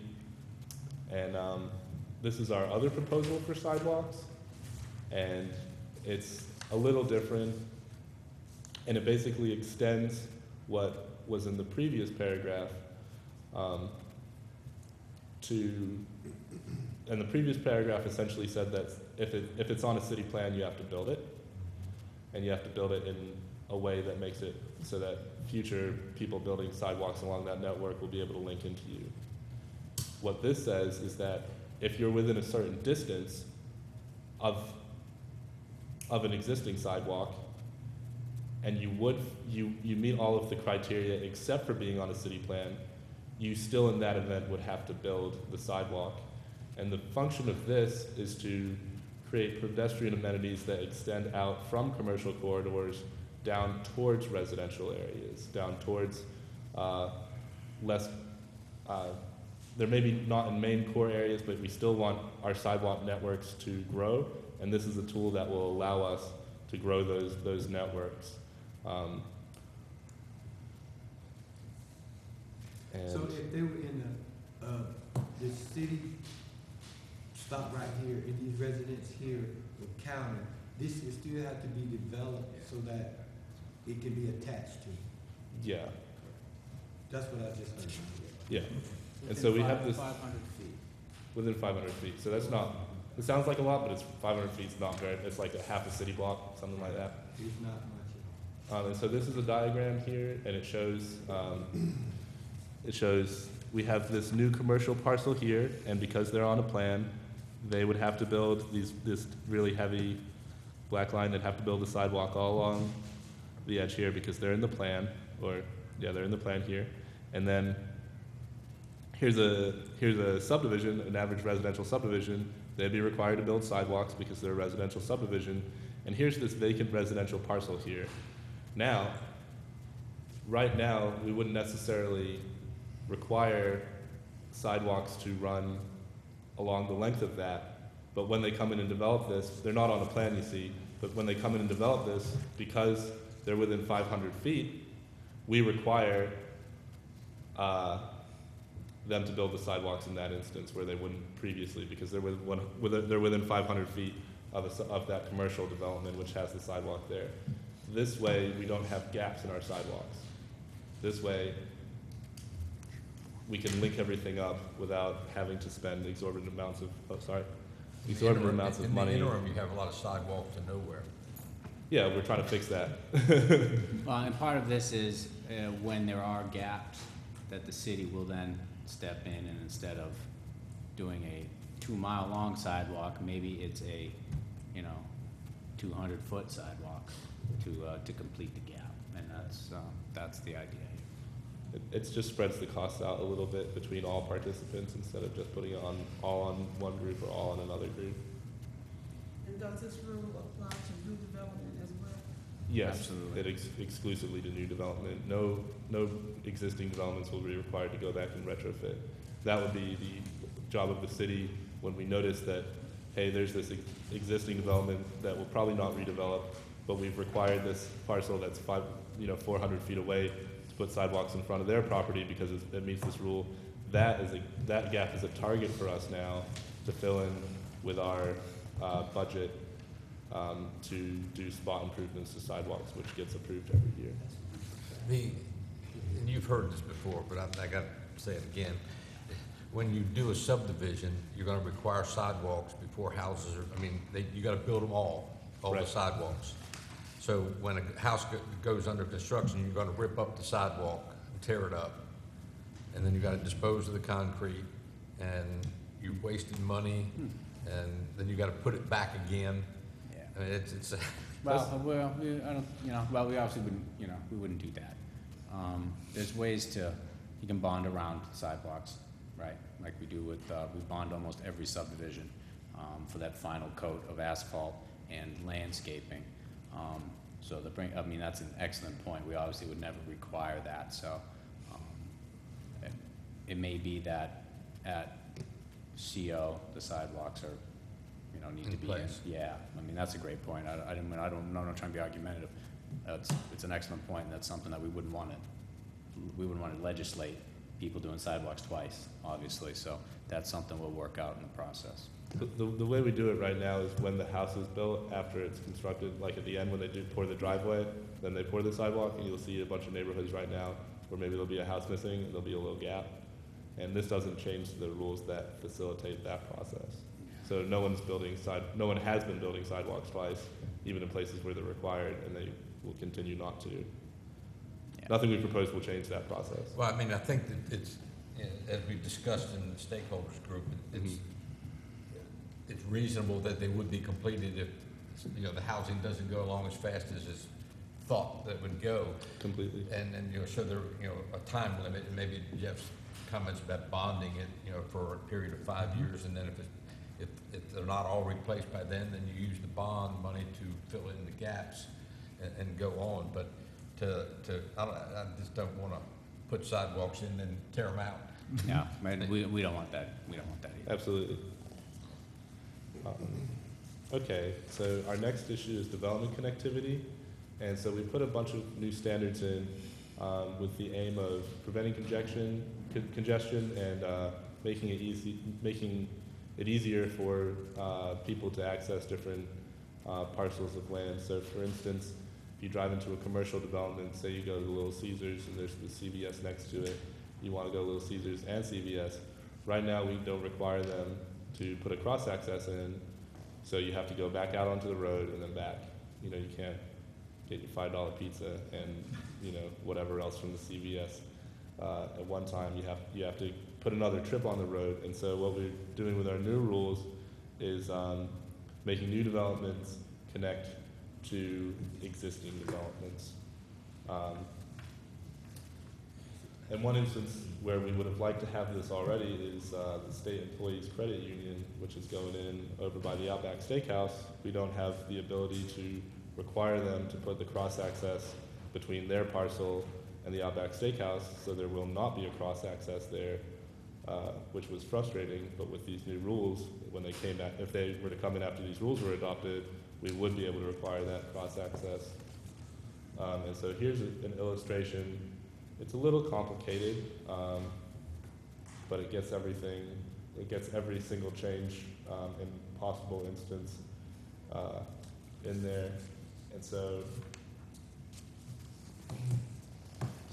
you basically are required to coordinate new development with existing and anticipated development. So not only would you have to coordinate with the Outback Steakhouse, but if there was another empty parcel on your other side, you'd have to leave a stub out for that parcel to, in the future, connect to you.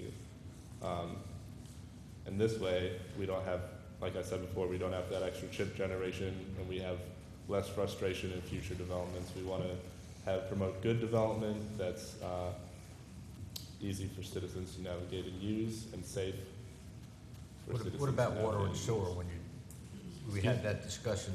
When you do these stub outs to adjacent non-developed parcels, do you have to run the water and sewer out to the property line also?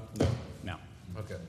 This is just putting a stub out so they can so you can drive between the parcels, or for future road access, if there's anticipated to be a road, such as behind the Harris Teeter going into Carolina Colors.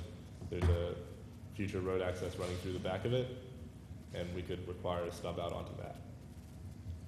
My question is, if we should ever cross out of the city limits to extraterritorial area in the county, is the county on board with this plan of connectivity? If we go outside the ETJ, no.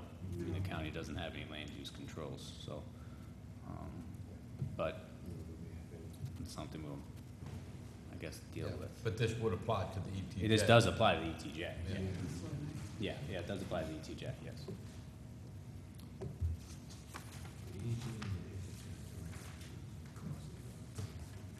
Okay, and here's another issue that's come up, is mobile food vendors, food trucks. There have been a few floating around, and we've given them temporary permits so far. And what we want to do is create a permitting process whereby we permit a site to be able to host mobile food vendors, food trucks, so that say you operate a clinic and every Wednesday you want to have a food truck out there, you would go get your site permitted and the food truck would be able to park there, and any food truck would be able to park there because that site would be inspected, and the food trucks are you know, they're all regulated by the county, and this way each food truck that parked in each location wouldn't need to get a permit. They would all just be able to, they just get the permission of the property owner to park there. The property owner already has permission for food trucks to park there, and we anticipate this will have like more common areas for food trucks to develop, you know, because places will already have permission. It'll be easy for the food trucks to just slide right on in, and it'll be nice for like out-of-town trucks like Dank Burrito want to come up down the road. They can just park at a place that's been permitted, and it's much easier that way. Well, our current rules prohibit food trucks, so we don't want to prohibit them. So we're trying to find a way to accommodate them. And this is about the easiest way you can. It's much more restrictive pretty much anywhere in the state than this proposal would be. Typically there's like a 2-permit process for the food trucks. The site has to get permitted and the food truck has to get permitted. From our perspective, as long as the site is good and they've got everything in order with the county health department, we're okay with them. So you will have designated sites for these food trucks? any property owner could apply for a permit to be able to host a food truck on their site. And then any food truck that had its county health permits in order could then just roll up to the site and set up shop. Are the zoning restrictions on what areas they can be in, though? Commercial areas, yes. Commercial areas, okay. But it's not like Because that's residential what I areas. asked when you said I was open to residential also. Well, residential, if you want to contract a food truck for a private event that won't be serving the public, you can of course have a food truck on your private property. We're just concerned about when there's a public attraction, when that's going to generate traffic and cars and have potential for a safety hazard. That's when we get involved in regulating the private land uses. But if you just want to have a food truck for just you and your friends, that's totally fine. What about food trucks that go around to construction sites that might not be commercial? The roach coach kind of thing. Road coach. Yeah. Well, they're not necessarily accounted for in this, but they're not necessarily accounted for in our current code. And I don't know that they really stop places or really generate any sort of traffic. And they're kind of going to serve a non-public group, you know what I mean? So that more in my mind falls under the private engagement. I've just brought a truck, someone to cater essentially the site. That's not, because they don't have like Facebook pages. There's not like people driving up and have like when people drive down to see do the dank burrito down in Moorhead. So that's not happening with those roach coaches on the construction sites. So, and another change we're making or proposing to make is to update our overlay corridors. And one big change is that right now we have a required section and a recommended section for things that developers have to do inside of the overlay, and we find that to be a little strange. So we've removed the required versus recommended distinction, and now things are just required, because if they weren't worth requiring, they wouldn't be worth doing. So why would it be a selective situation? And also, we would create a very bizarre distinction between public and private developments, but the only things that are regulated by this corridor, we're not like regulating single-family houses with these corridors. We're regulating like actual larger scale development. So it didn't make sense to have that public-private distinction. It was very arbitrary. So we basically removed the arbitrary sections from here and just made it much more functional. In a couple of the corridors, MLK and First Street, we've changed some things. The current name for MLK corridor is Highway 17/Clarendon Boulevard, and it's not Clarendon Boulevard anymore. I don't know when it was, but it's now Dr. Martin Luther King Jr. Boulevard, and that's reflected in our overlay name. And another change we made to it is we took out the requirement for a definable edge to the landscaping, so that puts all these trees lining the corridor, and that obscures signs and makes it less desirable to develop in these corridors, which isn't necessarily what we want to do with our commercial corridors, where we want to encourage development. But while we've taken that. Repeat that for me. Right now, there's a requirement to have a definable edge to your landscaping between your property line and the road. And so that creates this giant row of trees that obscures buildings and signs. So like, for instance, if you go in front of the Lowe's, you can't actually see the Lowe's right now from like half the angles from the street to the Lowe's. And that creates a disincentive for a developer, because the developers do look at that sort of thing when they come in to build an area. So what we've done is we removed the requirement for a definable edge, but we still have the same overall landscaping requirements. We just have it now so that while there's still the same total amount of landscaping on a parcel, it just won't completely obscure your signs and your buildings. So I can't cut my trees to look like teapots and swans. You can do whatever you want with the trees. You remember that?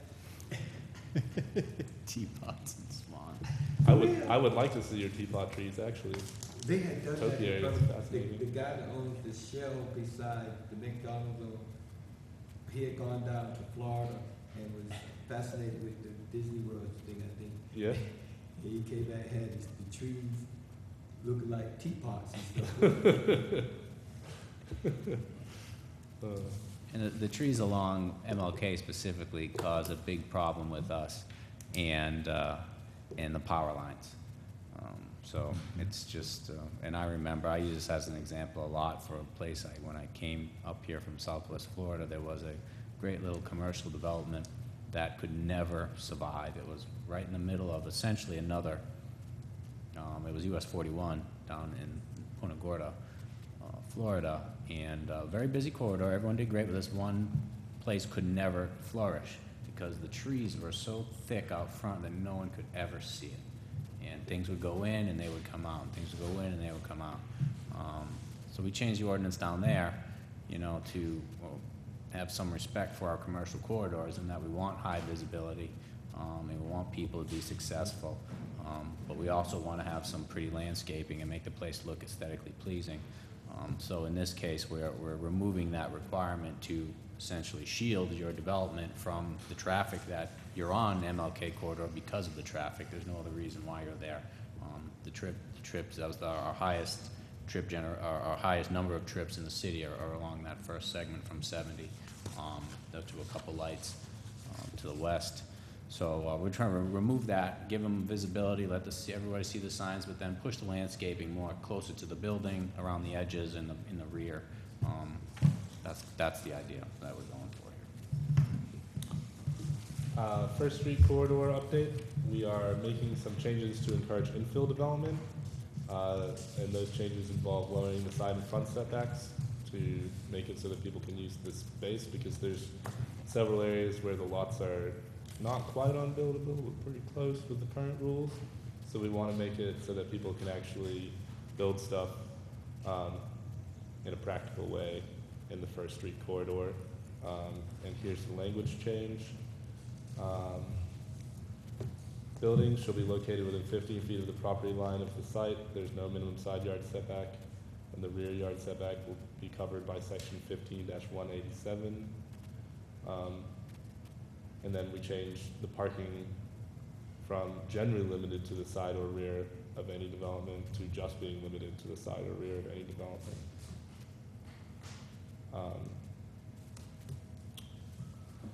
So that's our First Street update. And we're also making changes to the application requirements. And so in some instances, the requirements for applications for like subdivisions, for example, what we have down on the piece of paper didn't necessarily match what was in the ordinance.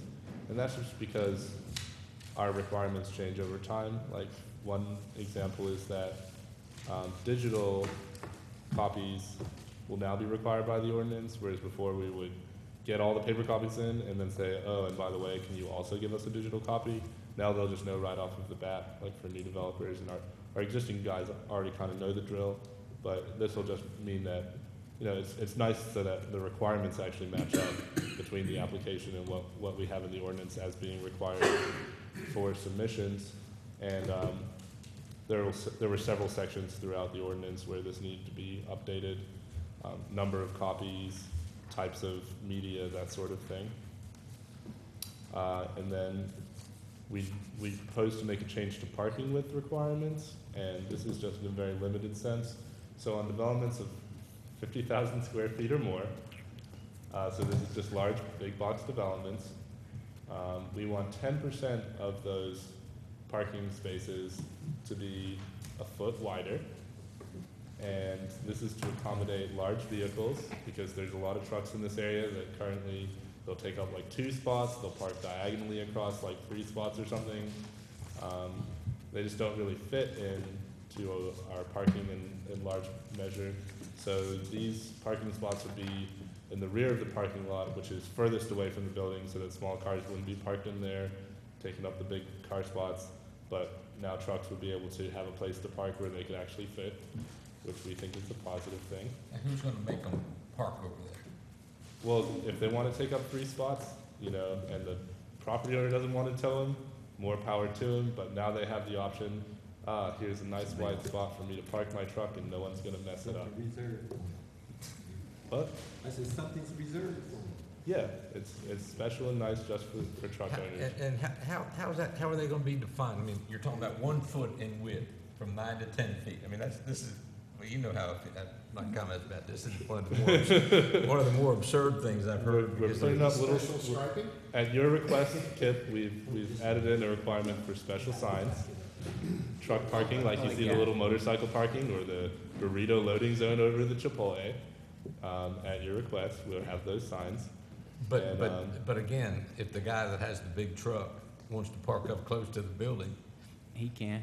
he can. Yeah, He has absolutely. that option. So why are we going through this? Again, and these are recommendations. If this is something the board wants to remove or make a recommendation to remove, Okay, that's this is an introduction, I apologize. absolutely fine. I Yeah. just think it's nice that truck owners finally get something for them. Look at this Well, guy. the problem with trucks is length, not width. Well, my truck's over 9 feet wide Well, with the mirrors. Yeah, they take, have you seen them? You go over by the Gold's Gym and the hibachi place, and they just take up half that. If one truck and no one else can park, it's disaster. I understand. Tragic, Kip. Most people will conform to things like that. When you offer it to them, you know, they, like they say, build it, they will come. They don't want to damage their trucks. They don't want people pulling up right next to them. Yep. They're conscientious of this stuff. I know a guy who will go out of his way, Motorcycle spaces, compact spaces. circle a parking lot. You've seen these Yeah, guys. how many In times? their trucks, they circle the Park in parking a lot, compact trying to find two empty spaces, That's park me. right in the middle of the line. That's We what don't, these guys will Okay. appreciate this. Move on.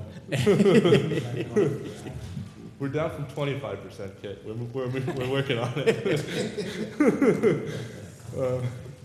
Regulatory flood elevation. Basically, there's some discrepancies with our language that maybe creates a false impression that residential properties are exempt from flood protection elevation. And so we're removing the language that creates this confusion.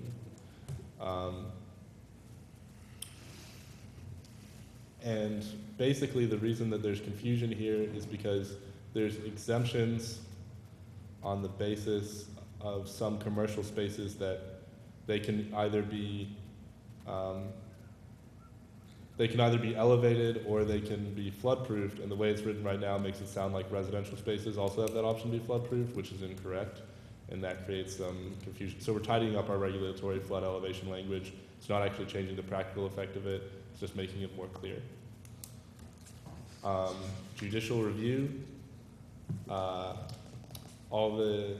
In Article 7, there was a provision about judicial review.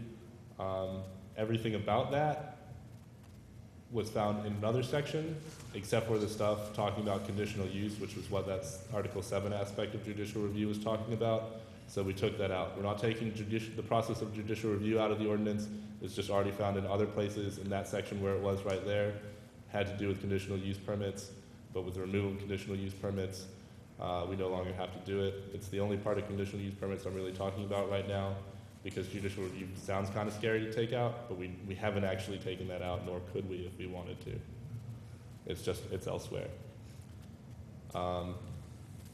There's a section called Imposition of Special Use Permits, and section 148 allows the zoning administrator to impose upon a developer to go through the special use permit, even if it's not required by the land use ordinance. We find this to be arbitrary and unfair, and to create a misleading process so that that's not really reassuring to developers. We want to create a development-friendly environment in New Bern, and we feel like this takes away from that, and in addition is not even useful to us. So we're taking that out, we're proposing to take that out. General layout of streets. There's a section in our general layout of streets in 15-217, which basically says we really like cul-de-sacs and we want to curve the roads as much as possible, and then later on says we don't want curved roads.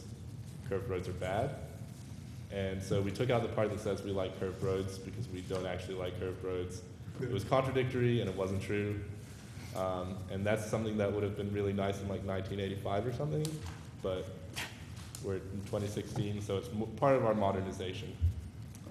And then there's a bunch of other miscellaneous small changes, like whenever a section of the ordinance that we were changing said at planning and inspections, That was our old department name. We're Development Services now, so we've updated just the sections we're changing. It'll still say in the sections we haven't updated planning and inspections. We're changing it to Development Services. And the HPC design guidelines have been rewritten recently. And so we took out references to specific sections because those specific sections have moved around, and instead we would just reference the guidelines as in toto, so that, you know, basically those references were kind of unnecessary because in instances where they applied, it would be an instance where review by the Historic Preservation Administrator was required anyway.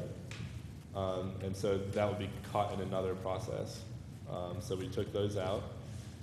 We made small edits related to grammar and clarity that were not substantive. There were probably 5 or maybe up to 10 places where we had to make changes. Just the old code just read funky and was confusing, or was just a typo or something, so we just changed it.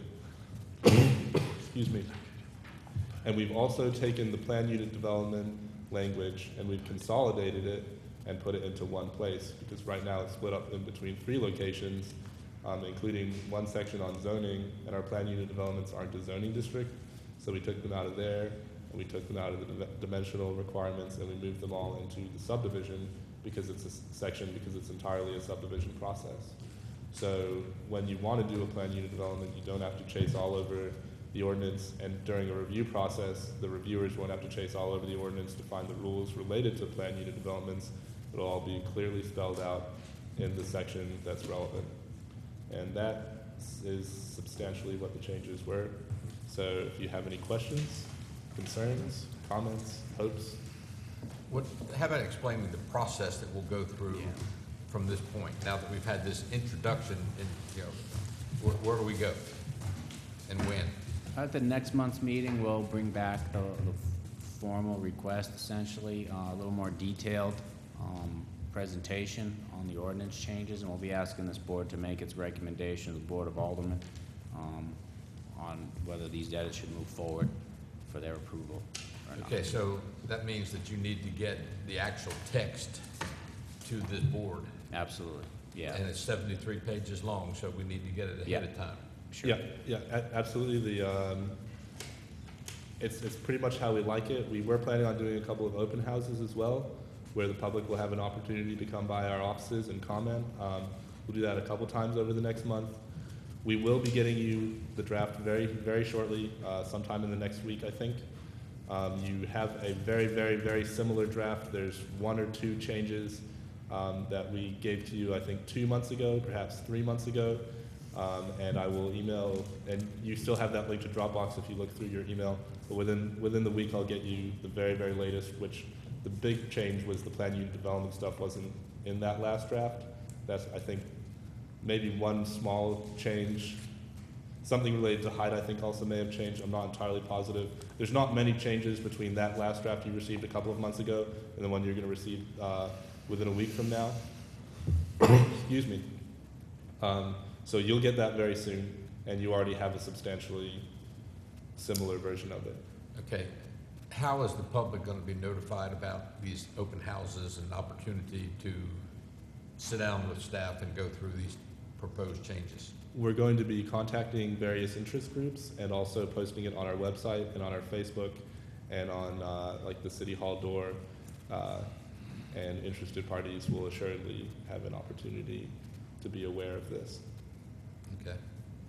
And we think the ordinance changes that are being proposed, this is an all-encompassing change. We're not talking about phasing, we're talking about a group of changes and another group of changes. We think we're trying to do all this in one fell swoop. Is that correct? The main thing is that there's such a high level of interrelation. So for instance, removing conditional use had a knock-on effect from height to the table of permissible uses to several other sections, and so much of it is interrelated that changing part of it without changing all of it would almost be irresponsible, because we'd be relieving ourselves up into a lot of really wonky development in that meanwhile, and you never know what's going to come in. And when the application comes in, what the rules are on that day, you've got to go with that. And so if you leave yourself vulnerable, developers can, whether they're trying to take advantage of you or not, they're going to get the best deal they can. So if you leave half of it in and the other half of it not in, you leave yourself open to So this is. one shot. One time. Perfect. One shot. Okay. Yeah, that's what we tried. I mean, we started this with that same notion I actually started it probably 3.5 years ago. It just keeps growing. The longer you wait, the more, and there's more changes, as other departments that deal with the ordinance, they need to make changes, that comes in too. So you do have to draw the line in the sand at one point, but I don't want to say that this is it. We could have another round of a few things later on, but this is our first crack at it, and it's pretty comprehensive. And as I was mentioning before, there's several examples. Almost every month, every other month, we have some instance where we wish we had some of this language in. So we'd really like to get it in as soon as we can, just because we're going to create problems for ourselves down the line if we don't. This is best practices. This is modern planning practice, and we need it today. So, anyway, thank you. Question. Sure. First Street corner, where does that start and where does it end? Excuse me? First Street corner, where does it start and where does it end? I hear a lot of comments and I see you have it mentioned up here. The First Street corridor extends from Broad Street. Yeah, from Broad to the bridge. To the Pembroke Ross's exit. Creek, yeah. To Broad Street? Yeah. Broad Street to the 70 overpass, I think. Correct. Yep. And are you anticipating a lot of buildings? I'm reading this. What do you anticipate that's going to be in that corner? Well, right. You have about 4 or 5 acre lots. What we'd hope for is some townhouse development, maybe some commercial development. Nothing's really coming in right now, and some of these changes we hope will really facilitate some more development in that area.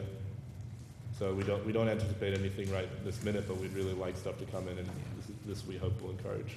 And the language is already there, Ms. Delhunt. All we did was make it a little more practical and to allow redevelopment in the corridor. The language is there. We're not creating the corridor with these edits. What we did was reduce the side setback and some of the parking restrictions that were in the corridor to just loosen it up a little bit and make at least help people use it if they want to develop in the corridor, make it as least restrictive as possible.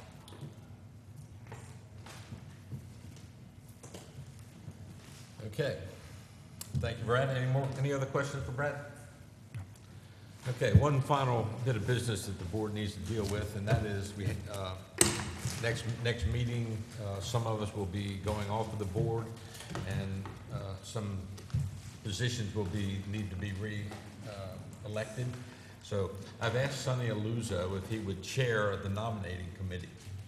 And so we need some volunteers, two additional volunteers to work with Sonny to come up with nominations for chairman and vice chairman for the next year. Don't everybody jump up at once. I'll volunteer. Okay, Barry. Any other volunteers to work with Barry and Sonny to? Will. Will. Jimmy, you've done it before. Do you have a list of those folks? I may be one that's going off. I don't know. I don't know either. All I know is what's happening to me. So. But if not, I would. Who else? Do you have the list of who's going off? Who's rotating off the board? Jimmy's going to be on. He will be on? I'm pretty sure. I have to. Okay. Okay, Jimmy, thank you very much. Okay, so Sonny, you get the guys together and come up with for the next meeting a slate of potential officers. I'm going to get that right now. Yeah, Jimmy's until next year. Yeah. Okay. Okay. Any other business to be brought before the board? If not, I'll entertain a motion to adjourn this continued meeting. I'll make a motion that we adjourn the meeting. Okay, got a motion? And a second. All in favor of adjournment signify by saying aye. Aye. Opposed? Okay.